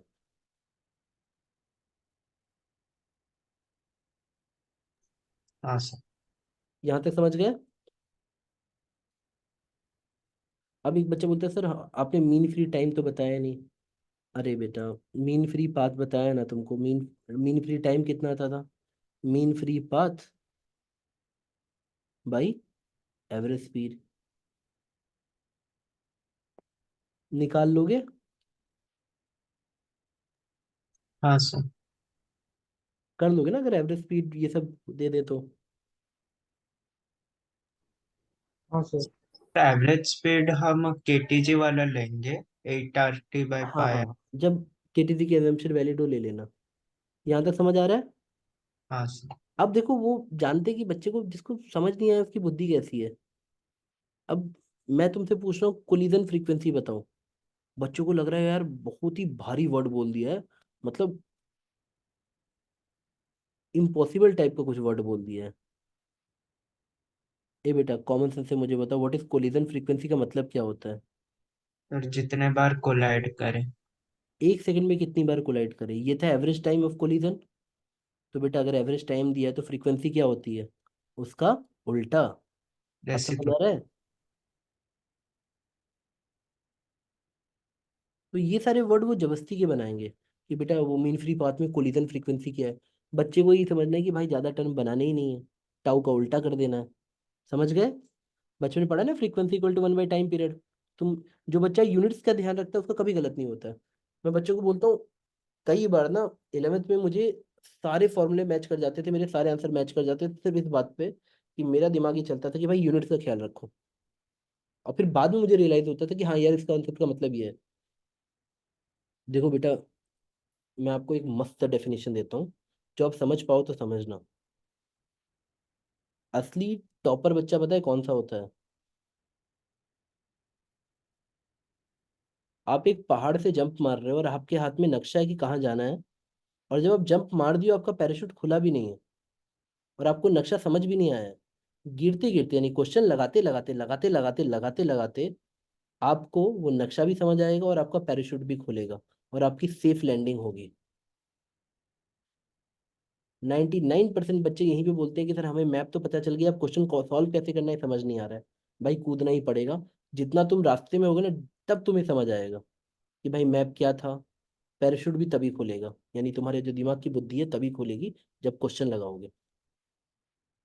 तो एक दिन में 100 क्वेश्चन का टारगेट, 50 क्वेश्चन का टारगेट, मेरी हर बात तुम्हें समझ आएगी। तुम खुद बोलोगे सर ये सब क्यों पढ़ना है, कोलिजन फ्रीक्वेंसी क्यों इतना लोड लेना है? केटीजी की फॉर्मूला लिस्ट तो मैं एक पेज में बना के रख दूंगा सर। था ही क्या उसमें? प्रेशर का formula sir, mean free path की डेफिनेशन सर, इंटरएनर्जी का फॉर्मूला निकाला था उससे सर, वो ट्रांसलेशन, वो kinetic behaviour, kinetic interpretation of temperature, कि टेम्परेचर काइनेटिक एनर्जी से रिलेटेड होता है कि सेम एनर्जी पे, सेम टेम्परेचर पे सेम एवरेज काइनेटिक एनर्जी होती है। तो उसमें कोई फॉर्मूला थोड़ी ना था। उसके बाद sir PV equal to NRT आया था। उसके बाद बेचारा मीन फ्री पाथ आया था। मैक्सवेल स्पीड डिस्ट्रीब्यूशन कर तो कुछ था ही नहीं। वो तो भाई बस वो केटीजी के एजम्पशंस को डायग्राम फॉर्म में रिप्रेजेंट कर रहा है। क्या यहाँ तक साथ हो? हाँ सर। क्या मेरी बात समझ पाए कि डर लग रहा है? थोड़ा बहुत तो समझ आया होगा ना? हाँ सर। तो जो बच्चा अब इसी में समझदारी से ना सारे चैप्टर का ना वो बना देता है, वो जिंदा रहता है कि सर एजम्पशन एवरेज बिहेवियर है केटीजी, एवरेज बिहेवियर है केटीजी, फिर एजम्पशंस निकालने हैं, फिर सर प्रेशर का फॉर्मूला है, फिर सर वो मन करेगा तो हम वो निकाल लेंगे, क्या कहते हैं, डिग्री ऑफ फ्रीडम पढ़ लेंगे सर। और law of equipartition of energy, law of equipartition of energy, कि हर एक के पास हाफ के बीटी एनर्जी होती है। फिर सर हम आ जाएंगे definition of V R M S पे, एवरेज पे। ठीक है? फिर आ जाएंगे हम लोग इस पे। बेटा पी प्रेशर की डेफिनेशन आ गई, वी आर एम एस इन सब की डेफिनेशन आ गई। Sir kinetic interpretation of temperature, इन दोनों को मिला दो, जोड़ दो, p equal to N R t आ गई, एन आर टी। तो इसी से सारे गैस लॉज आ गए।